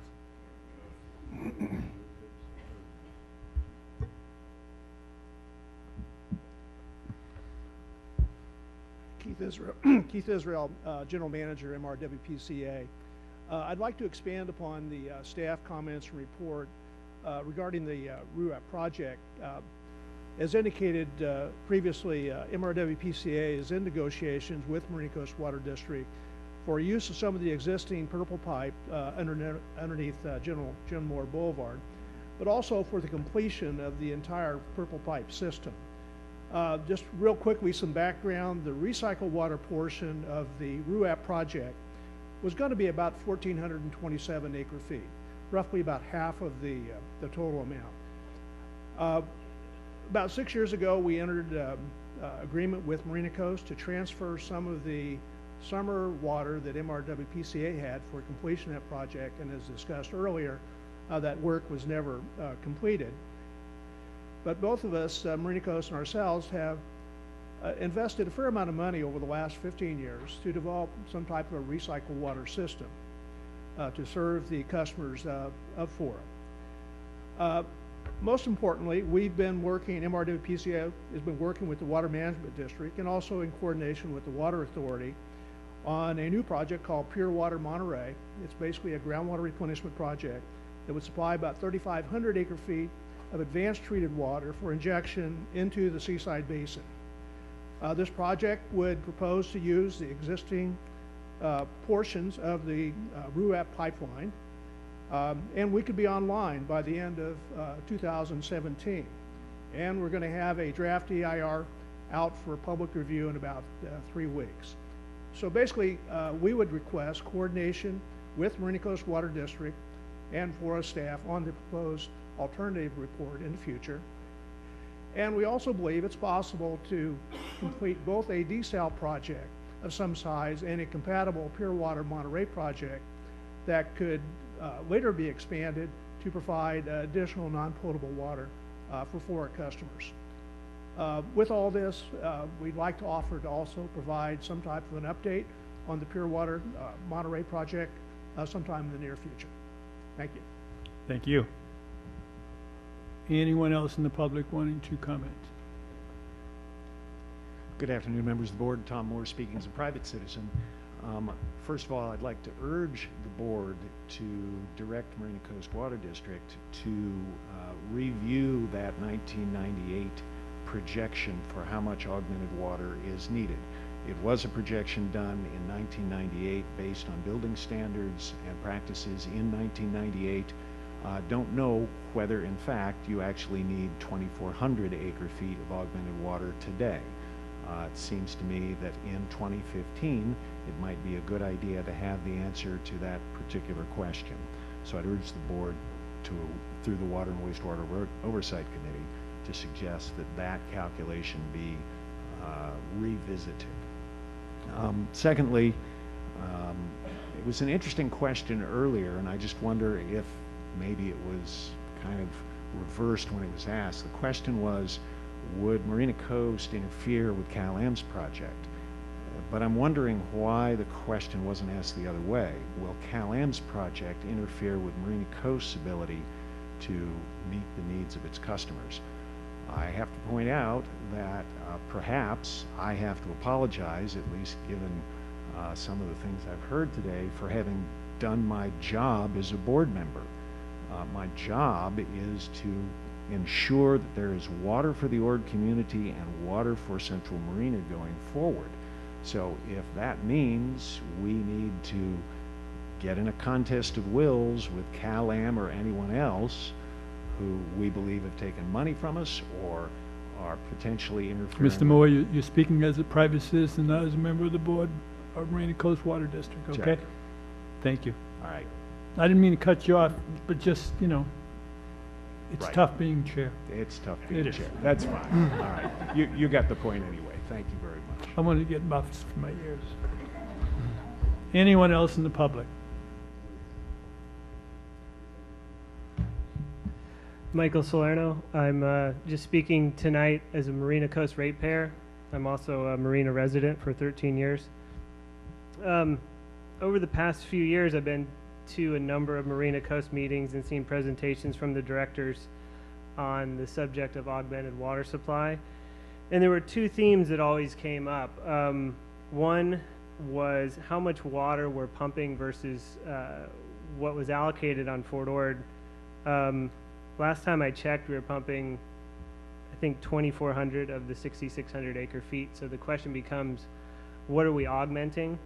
And then the second theme was cost, the extreme cost of these projects spread out over relatively few ratepayers. I've gone to the meetings, 2015 meetings, the presentations about this desal plant, and a ballpark figure that was thrown out. Now this is not the FORA contribution to the cost of the plant, but the overall cost of the plant was estimated at least $150 million. Now, I can't divide 150 million by 4,000 connections in my head, but I know that's a lot of money per connection. Even if you add a few thousand more residents to that, it's still going to be extreme. So your economic development turns into economic repression very quickly. The other point I'd like to make, I don't have a pro or con position on the Cal-Am plant, but this does seem to place the representatives for the peninsula cities in a very sticky situation, endorsing a plant that's not going to provide water to their cities that might conflict with the Cal-Am plant. So I would urge a no vote on this item today. Thank you. Thank you. Anyone else from the public? Seeing none, we will close public comment, bring it back to the board for a motion, then comments if there is such an animal. Yes, Mayor Rubio. Yes, I'd like to begin with some comments and end up with the motion, if that's all Well, right no, with could we the. have the motion first and see if we get a second, then we can have the comments. Okay, my motion is to move the staff recommendation with some caveats, which will be in the comments. Well, I better do it now then. Okay, Yeah. The caveats are that there be coordination, that FORA be the convener of coordination between MCWD, Monterey Peninsula Water Management District, the Mayor's Authority, and possibly Pollution Control Agency. That we ensure that there's no conflict with ongoing projects or other proposed projects. There's at least 3 desal projects out there that may have some impact. We need to study that. And that we have quarterly progress or status reports on the ongoing project, the 10% study. Is there a second to that motion? Second. It's been seconded by Board Member Oglesby. Okay, now may I make my comments? Yes, you now make Okay, comments. thank you. Well, one of the advantages of being on this board for all the years that I have been on the board is understanding the history of the water situation here on the former Fort Ord. And I want to thank MCWD for their forward thinking several years ago when they started this process for a desal plant in response to pressure from this board and, you know, trying to fulfill their obligation and some accountability for their being a vendor for water on the former Fort Ord. And in doing so, they also stuck their hand out and accepted the partnership with the regional plant at that time to try to accomplish a larger project for not just Fort Ord, but for the peninsula as well. As we all know, that went south, didn't happen, and there's a lot of litigation going on in regards to that, and some hard feelings left over between the county, Cal-Am, Marina Coast Water, and others. And I don't really want to see FORA become a pawn in that litigation strategy or whatever. That would be regrettable, because then that would really destroy any kind of coordination or compatibility with all our missions. But what I would like to say is that, again, I want to thank MCWD for responding to my and Mayor Pro Tem Oglesby's pressure over the last year on what are you going to do to augment water for the former Fort Ord for our developments. And at that time, I remember Dr. Moore was kind of taken aback at my vehemence at asking that question. But they have responded today with a proposal to do a 10% study. And I think it's appropriate. I know the concerns of the peninsula because Seaside sits in both ponds, and we're very concerned about that project as well. But this is the former Fort Ord, different aquifer, different purveyor, and there's a clear line of responsibilities. The regional plant that is being proposed by Cal-Am is moving forward, and that's why I say that there should be coordination, and that we should make sure that there's no conflicts with other projects. There are also 2 other projects out there that we need to make sure there's no conflicts with. And I would really like to see what kind of progress is made on a consistent basis reported out here to this board, so that we understand that there are no conflicts and that we're doing everything we can to make sure that all projects that are competing for these possibilities of providing water for multiple peoples have, you know, a fair chance. So again, I want to thank MCWD for bringing this forward, and I feel that it's a good opportunity for us to be able to accomplish more than just one thing. The original concept was to provide a regional project for everybody, the peninsula, marina, and the Fort Ord lands. So I still think that's a possibility, and I still think that we can work together. Thank you. Thank you. Yes, let's go Board Member Parker and then Board Member Edelman. Thank you. I do have some comments, but I just want to make sure that I understand the motion, so I'll ask my question, and then I think there were other people who had their hands up first to make comments. My question is, Mayor Rubio, is your motion to go ahead and approve Marina Coast moving forward with their 10% design today, and come back with assurances that they're coordinating and that there are no conflicts? The answer to that was yes. Board Member Edelin? Yeah, thank you, Chair. This has been one of the most Dr. Jekyll and Mr. Hyde presentations I think I've ever experienced in my political life. The presentation itself was outstanding. The spirit of cooperation, information given was outstanding. Can't complain about it. Then the major party pooper, Mr. Lombardo, Esquire, gets up and throws a hand grenade right in the middle of the room. Okay, I do appreciate that. And then Tom Moore, who I consider a friend, you know, we're going to have to be on opposite sides of this thing. So obviously, you're looking after your board, which is your job. The problem is the water that comes to the Fort Ord Reuse Authority, the 600 acre feet, is not vitally critical for the survival of anybody right now. It's for build out, and Seaside, of course, is further down the road. They need the water. It's nice water to have. Delray Oaks needs the water too. The bottom line is the 6 cities of the Monterey Peninsula under Cal-Am, the water we need from the Cal-Am project through the Monterey Peninsula Water Authority is critical to our survival. We're talking about nice water to have for here, and we're looking at survival for the 6 cities of the Monterey Peninsula. 6 of those cities in the Monterey Peninsula are here on this board. Okay, I think the priority for those 6 cities, and in fact most of the other cities, is we need to get the water to Cal-Am. If it comes to supporting the right of Marina Coast Water District to look after their own interests, that's fine, but not over our dead bodies, not literally dead bodies in a situation like that. So I'll be voting no on this right now. We've got a month. If what Ms. Lombardo is saying is true, that you've got more lawsuits against the Cal-Am project, which will directly affect our survival with a cease and desist order from the State Water Resources Control Board, that's cutting our throats. There's enough water out in the ocean for everybody. There's enough brackish water in Marina for everybody. We can get together and cooperate and work together as a team where Marina Coast we will help you out. You can help out the Monterey Peninsula Water Authority. You try and cut our throats and all hell's gonna happen, and we're gonna go to war. And we're gonna win the war. I hope that doesn't occur, but I'm telling you, it's that vital. And we can be nice and we can still be friends.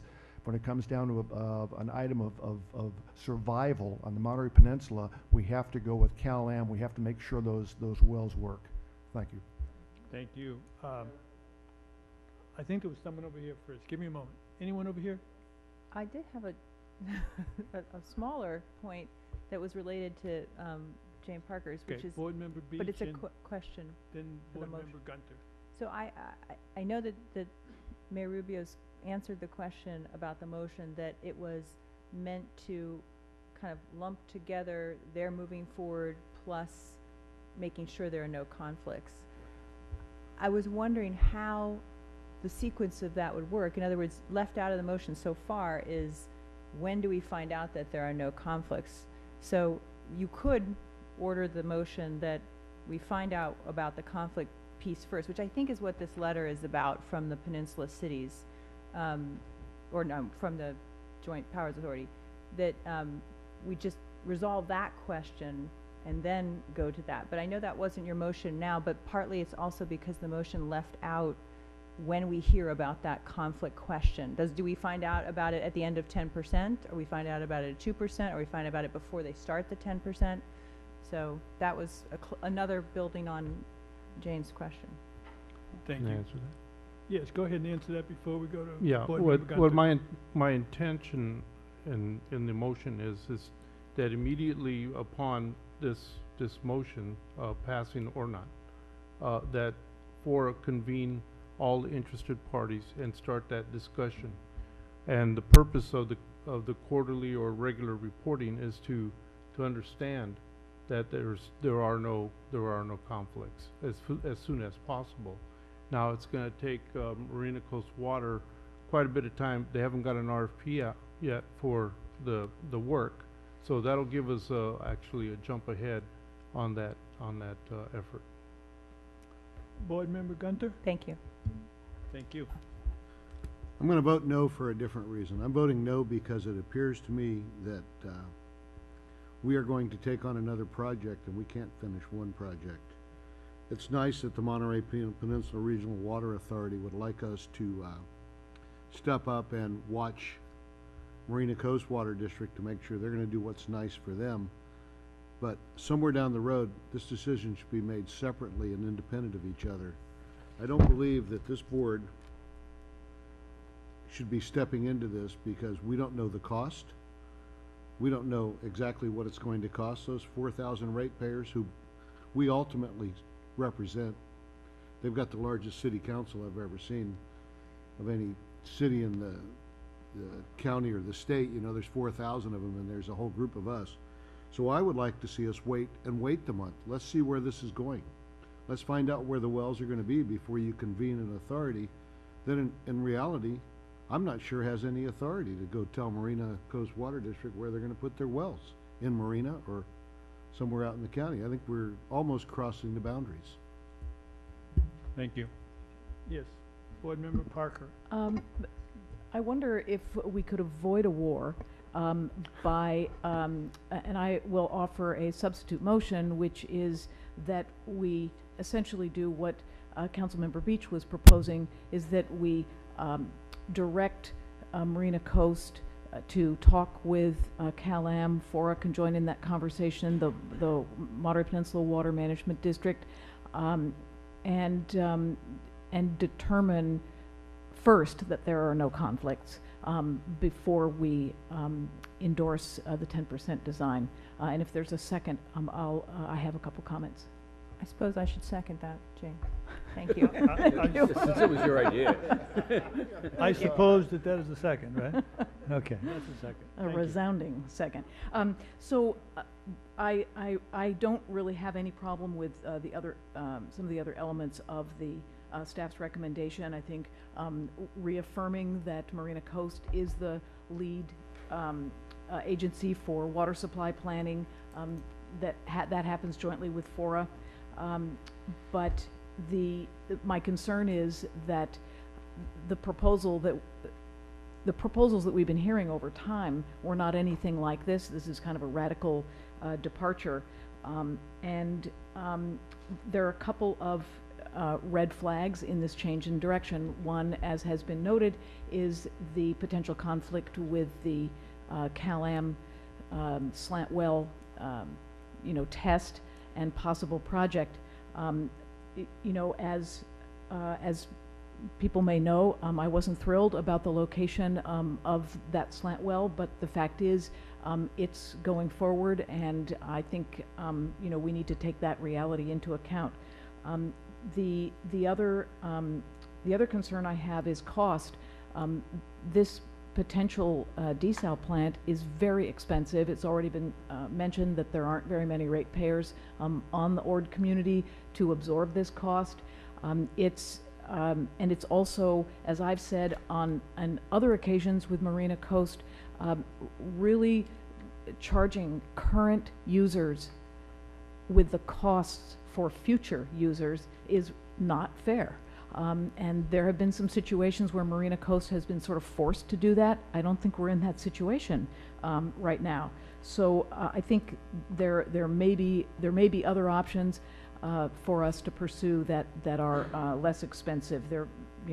many, being discussed. The other thing that concerns me is even, a little bit of money, $500,000 to do this 10% design. Again, we have ratepayers, not very many of them, on the ORD community that for whom distributing that money out to them would be significant. And the fact is we are their voice. They cannot vote for their representation on the Marina Coast Water District, and so it's really up to us to look out for their interests and make sure that we're moving forward in a prudent fashion. So thank you for the opportunity to offer the substitute motion and these comments. Thank you. One more comment and let's close this to a vote. Go ahead, please. Well, Mayor Rubio. this is a substitute motion, so we should have the ability to comment on the Go r- substitute motion. Go right ahead, certainly. Okay, so on the substitute motion, I will not be voting in support of the substitute motion because the original motion is to just endorse the MCWD proposed 10% design. And the whole idea of the 10% design is to answer questions. We all have questions, and I had questions when we were first talking. I didn't ask any, but the questions are to be answered by the 10% design. That's the whole purpose of that. And if we don't start down that road, we won't get the answers to the questions.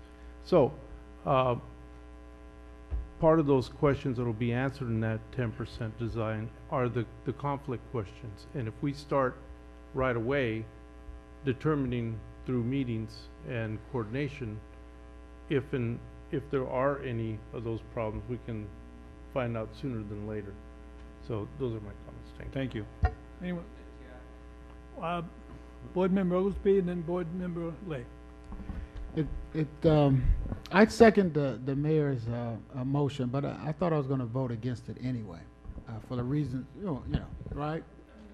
But now we're on the second, and it sounds to me as though the second is in an effort to do something I don't understand, because they both said virtually the same thing. We don't have the information, and we want to know about the conflict. But there's two things I want to make sure that doesn't get on the record and just like it's reality. I think they said 4,000 connections, not 4,000 ratepayers or 4,000 people. So when you divide it up, it's a little different number. But if we never add connections to the four-door land, then you're always going to be at 4,000, and then they always have the same argument. But to your point, Mayor Ellen, war. We're already at war. Luckily, we've been winning the battles, but we're already at war. So I'm glad someone threw another grenade out there, because it wasn't clear that their design is on the same footprint as CalLand design is. So either one or the other. So for me, I think the 6 people that sit on that mayor's authority need to go ahead and take the lead and figure out what's going on here, because you guys should be figuring out the conflicts. And that's why we asked you to sit in the room together. That's why the judge asked you guys to take the lead. And so when we have people come up here and they say now all of a sudden they have a plan to provide water, and then their plan is on the same plan as CalAm, it's very, not confusing. We just know it ain't gonna get done. And so for me, I don't think the board should, I think we need to answer the questions. But how are they coming to us and clearly it's a conflict. It's clearly a conflict. I don't think you need to study that. That's why I can't support the second motion. But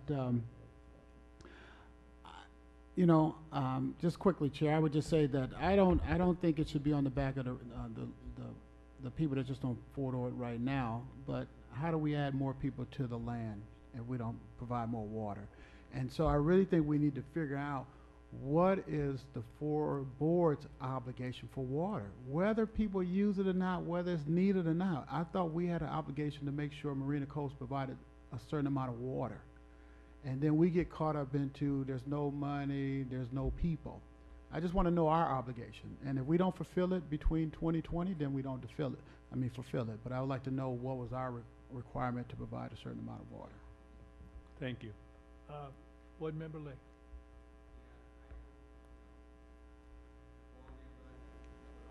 is your mic on? Several board members have a lot of questions, and I don't want to answer if you don't want to, but I want to bring to you just probably one important point for you. I mentioned that the Water and Wastewater Committee, the Admin Committee, and the Executive Committee. The reason we need a decision, because without decision, how on earth we continue negotiate with PCA? We have Supervisor Philip on the PCA, Mayor Rubio and Mayor Pendergrass. Without a clear decision on detail how we go negotiate and reclaim water and the pipe, Mr. Kit Israel say. So if you vote no, that means we cannot continue new negotiation. And I want to put this on the record for today, just in case the poor water Monterey project fail. And don't blame us, and we try to negotiate, and you guys cannot make a decision. And last year when we started negotiation, I mentioned to Mr. Israel, you need to go to FORA board, inform them, and have them make a decision so we can continue negotiate. And if you vote no today, we cannot negotiate. There's no more time for negotiation with the on the use of the purple pipe, on the pipeline, on the reclaimed water. So maybe before you vote, you should ask the Mr. Israel come up, give some comment what the impact of Marina Code to stop the negotiation, and you can vote on it. And I told you several times, either up or down vote, that's fine with us. A down vote means no more negotiation on the poor water Monterey project. That's that. And the yes vote, we go detail, and we can negotiate with the PCA on the reclaimed water and the pipe. So that's your decision. And there's several questions I can answer, but I don't want to take time maybe at another meeting. But on the coordination, what I suggest you have a Water and Wastewater Committee meeting monthly, and you can invite the regional water authority staff, the water management staff, and the PCA staff come here and meet once a month and add on the agenda item what they want to discuss. And I don't have any idea what coordination they're talking. Maybe they at the first meeting next month they can bring a list of items they want to discuss, and we can go from there. So before you vote, think about it.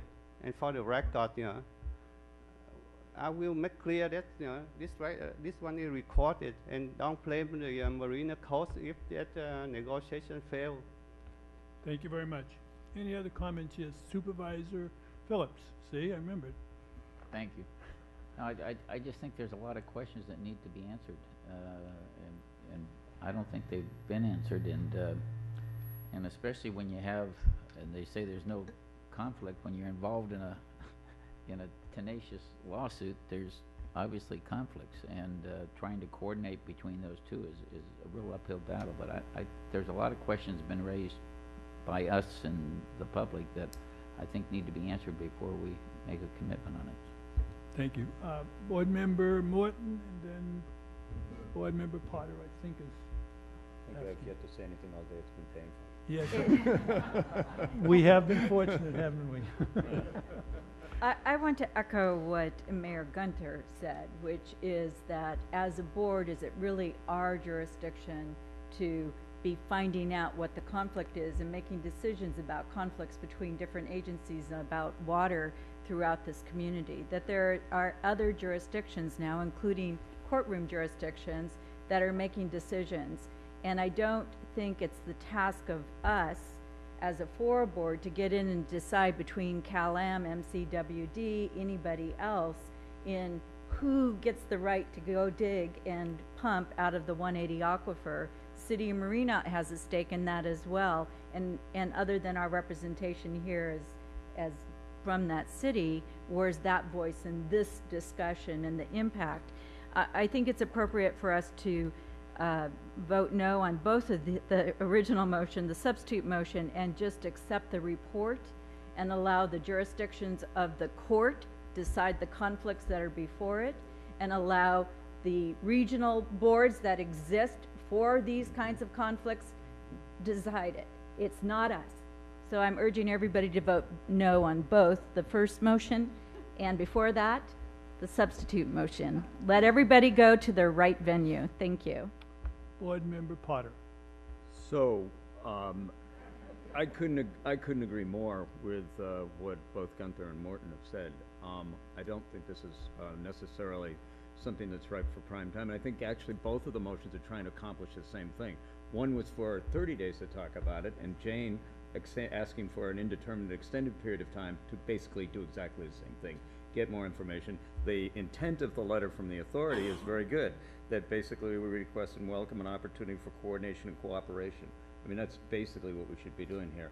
And I guess one of the things that was talked about earlier, Ralph, you alluded to it, that there's been this, ongoing litigation that's out there. And I think we really need to cease the litigation and try to get around to some level of cooperation. I just recently received from Judge Carnow his determination today on a resolution of the Steve Collins conflict. And basically the judge found that, ruled completely in favor of the county's position that Mr. Collins' conflict of interest voided all the relevant agreements with the regional desalinization project.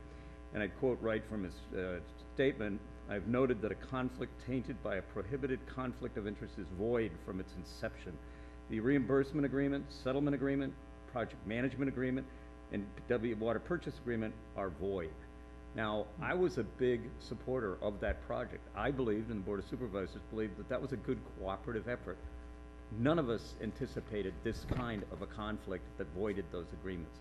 And I'd suggest that the best thing we can do is move past that bad experience and take an opportunity to do what was originally professed when we started this discussion today and developed into a little bit more of a less diplomatic approach via the Edlin comments. I would suggest that we have an opportunity to do that collaboratively and cooperatively without getting down to our own individual specific parochial issues, without letting the science and technology prove whether there is or is not water for whatever needs we have.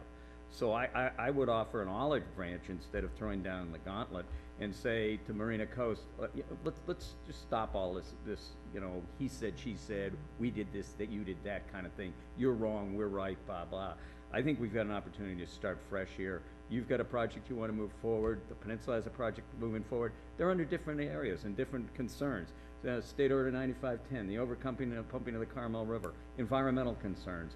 You've got a commitment you made that we would go ahead and see the shortages of water on Fort Ord for complete build-out addressed, and you'd be the deliverer of that. I do think that Mr. Moore made a good comment that perhaps we should recontemporize what that actual number is, but that's all discussions that we can have. But right now, I don't see today getting us anywhere other than debating an item, voting no, discussing it again 30 days later, or protracting it even further and coming to no resolution on a matter. So I'm very supportive of what Morton suggested and what Gunter suggested. I just wish we'd done that about an hour ago. That wasn't the motion, was it? Okay. Mayor Rubio and Board Member Parker, and then let's get this to a vote if we may. Okay, there's, really what you just said was on point. We don't need to vote no on both because, well, for one thing, it's our job to augment water on Fort Ord. It's MCW's job as our vendor to provide the proposal. If we vote no on everything, then we've killed. So I just we've move killed as another substitute motion. I remove receipt of the report. You get to second it. Wow. Okay, I haven't even finished with my comments. I noticed that he interrupted you, and go ahead, finish your comments briefly so that we have a second. But I don't agree that stopping this process right now will void any negotiations with PCA, because there is an EIR on the books right now for a project with MCWD, and that includes the pipeline. So that negotiation should be able to go on. Okay. Okay, Thank that's basically what I wanted to say. Can I hear Thanks. could I hear the second substitute motion again from Supervisor Potter, please? I think mine was, yeah, it was the second, I guess. I thought it was the third, you're right. And that is simply to move receipt of the presentation today. And it's been seconded by Board Member Morton. Please, no more comment? All I was gonna do was withdraw my motion, You're so gonna withdraw it your got- motion? but Okay, it okay. it got done Everyone, without me. thank you. Everyone understands the second substitute motion. All in favor, please say aye. Aye. Opposed? Are you kidding me? Unanimous? I'm telling you. Seems like I started at 10 o'clock this morning. Okay. Yes, we did, didn't we? Okay, thank you very much for your patience and your many comments. Moving now to public comments. Anyone in the public having the desire still to stand up and make comments about matters that are not on the agenda, please approach. You have up to 3 minutes. Again, you do not have to disclose your name or residence. Please. And, excuse me. Let me see what I have to say. For the record, Board Member Edelin had to leave, so please make note of That's that. all right. He's not subject to these comments, except my name is Richard Garza. I'm with the Central Coast Veteran Cemetery Foundation. And I've been sitting through the whole meeting, and I want to say that I'm glad there's a veteran in the room, because I think the only words I understood were grenade and war. The rest of it was way past me. That's because I've been retired and I haven't had to listen to a board for a long time. We had a wonderful time this morning. It's been a little dampened this afternoon. There are a couple of things that didn't get said, because we heard from the director of the National Cemetery Service that this was the single largest groundbreaking observance he's ever attended. There were more people there than he's ever seen. And that's a tribute to this community. And it was a community effort, and that's why I'm here today, because I've been working on this project for 13 years now. And it wouldn't have happened without the efforts the county's made, wouldn't happen without the efforts that Seaside's made, wouldn't have happened without the efforts that FORA has made. If any of those entities drop out, plus the community, plus the foundation, plus the community foundation, none of this happens. And we should all feel really good about that we came together and we showed that despite the fact that nobody wanted us to do it, and that's the truth, nobody but this community wanted that cemetery. We did it. It's reality now. It's not all we want, and we're going to go for more. But we got our foot in the door. They say that they will actually start shoveling real dirt by the last week of May or the beginning of June. And it's wonderful. But my real reason for being up here is you all weren't there this morning. And one of the things that happened was commemorative coins were given out to everybody who attended. And I feel that the FORA board has played such an important part in this process that even if you weren't there, you were. And I'd like to, for everyone who didn't have a chance to attend this morning, I'd like to give you one. I was there, didn't get one. So, Tom? Well, But we were there. does that conclude your comments? sir? That concludes my comments. Thank you very much. Anyone else in the public? Tom, if you're going to give gifts, do it quietly, please. Shh. Go right ahead, please. Tom? Good afternoon, Chair O'Connell, and it's been a long day, and members of the FORA board. I'm Wendy Elliott with Shea Homes Marina Community Partners. I just wanted to invite you all to our model home groundbreaking on March 28th. I have flyers that I'm going to pass out here. We're very excited. Yes, we did pull 16 building permits, so FORA fees have been paid, and bringing money into FORA and economic development to the base. We'd love you all to come. It's going to be a great day.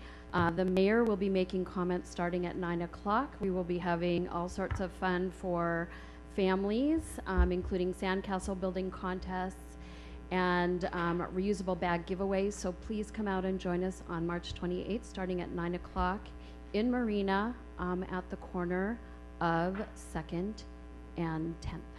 Thank you. Thank you.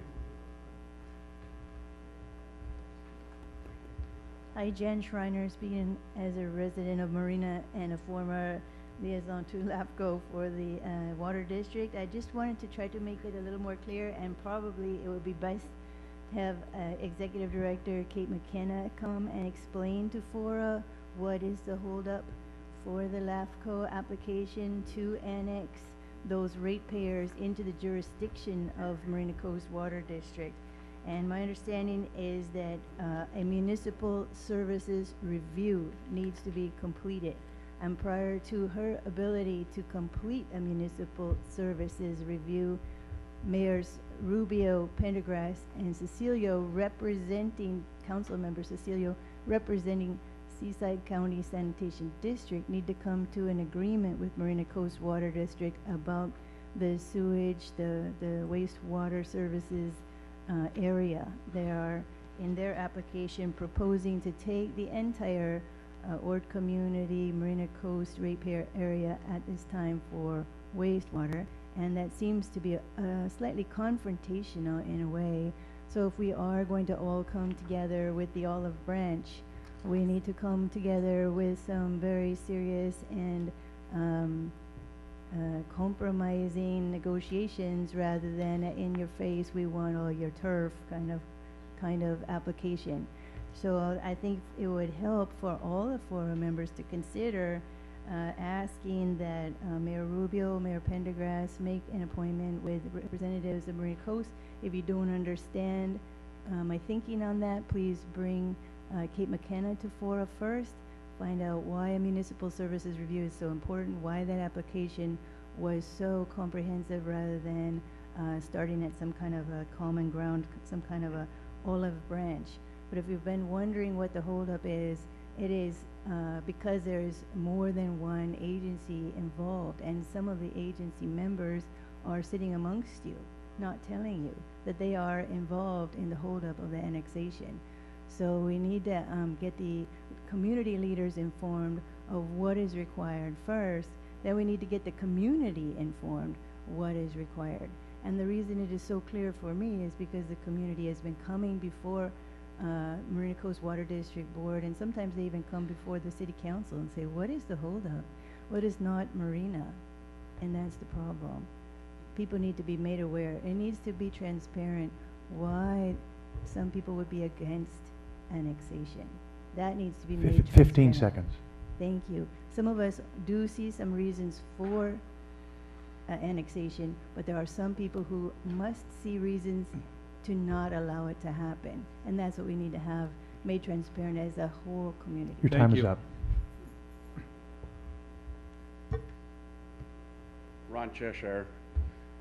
It's been a long time since the passage of the Master Resolution, 1997. City councils have come and gone, along with city administrations. County supervisors have come and gone, along with county administrations.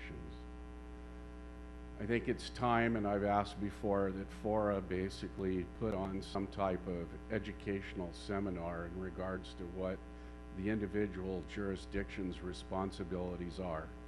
And I bring this up because of a comment that Mayor Edelin, who's gone now, had made. At times, yeah, we'd just like to sue the heck out of a lot of people. But we actually have a little discretion. And I don't know how many of you are really familiar with 1.02 of the Master Resolution. Sir, we're on items that are not on the agenda. I think if you're going to start touching on prevailing wage, that's not been on the agenda, and that was the time in which No, this isn't pertaining to anything in regard, this is enforcement of the Master Resolution. Go right ahead. Okay. 1.02 of the Master Resolution speaks about enforcement of the Master Resolution. It says that ultimately the Executive Director of FORA is responsible for everything. But that's if someone within the jurisdiction doesn't really have that responsibility. The police chiefs and the sheriff are the #1 people that are generally responsible.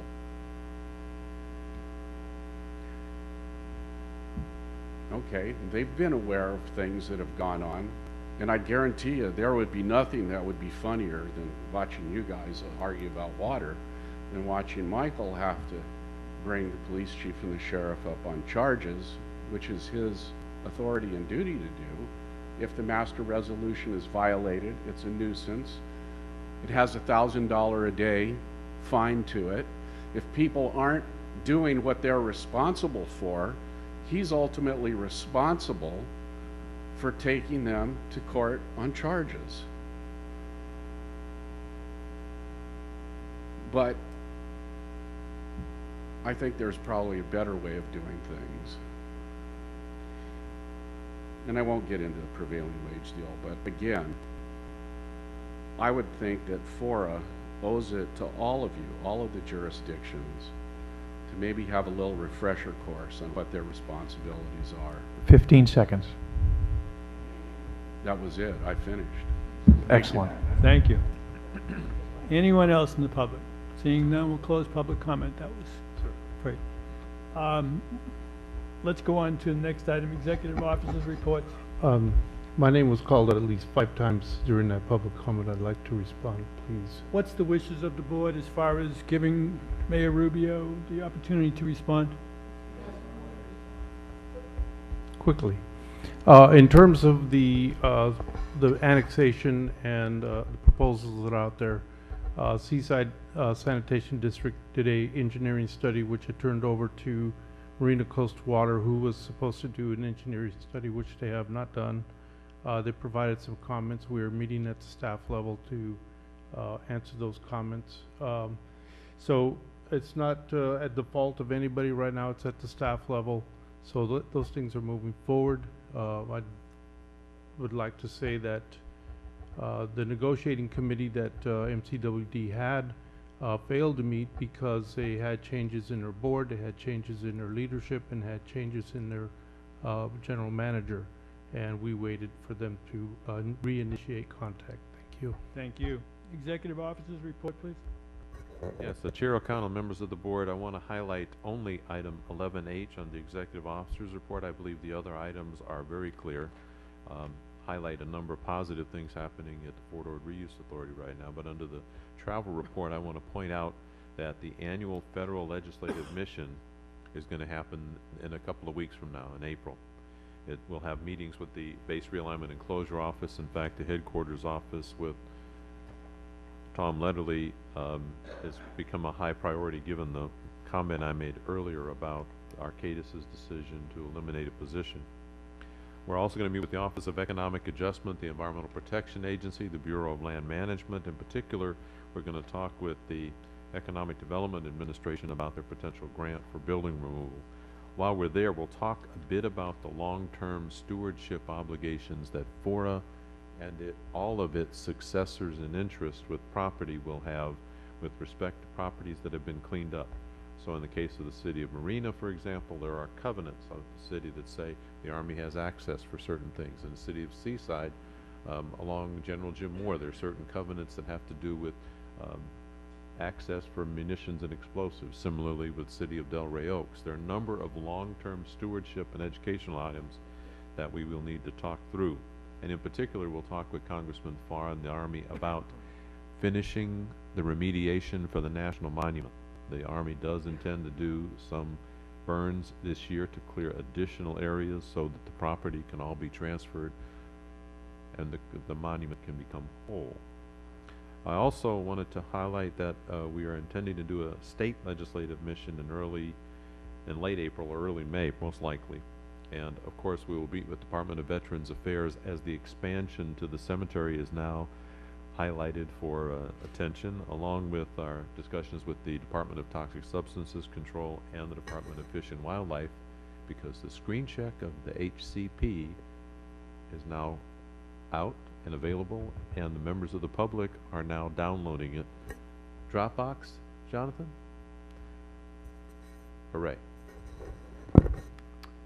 Thank you. If I just may, on that item 10A, outstanding receivables, it's just that as far as when the $35 million will be given to the board, there was a little bit of a glitch in the title of the Preston Park property, so I think it's just been resolved as of today, so the period of time to start will be calculated from that point. And again, I just see the need, even though it's an informational item, the FORA board has the right to designate the receipt of the $35 million in a manner that they think is consistent with the way in which they feel. But it's the understanding of the city of Marina that the $35 million represents 1/2 of the appraised value of the property in May of 2014. Other than that, thank you very much, and let's move on to the next item, which is items from members. Everyone wants to go home, so there's I one know. item. I just Okay. have one good news to maybe end on. The PRAC, as you saw in your packet, met and talked somewhat about a suspended electronic mapping project that was being done in conjunction with Cal State students. And I was sort of tasked to go over and see if they might reinvigorate that project. I did that. They will do that, and in about 10 days or so I'll meet with them, and TAMC and AMBAG and CSUMB, and I hope Josh or someone from FORA will be working collaboratively to continue that project of creating an electronic database of all active transportation linkages that currently exist, and setting up a tool for jurisdictions and agencies to plan for future ones that make sense and for synergies, et cetera. So it was good news. Maybe we can end there. Thank you. Anyone else? Seeing none, we are adjourned at 5:03 on 13th. Happy St. Patrick's Day next week to anyone who cares.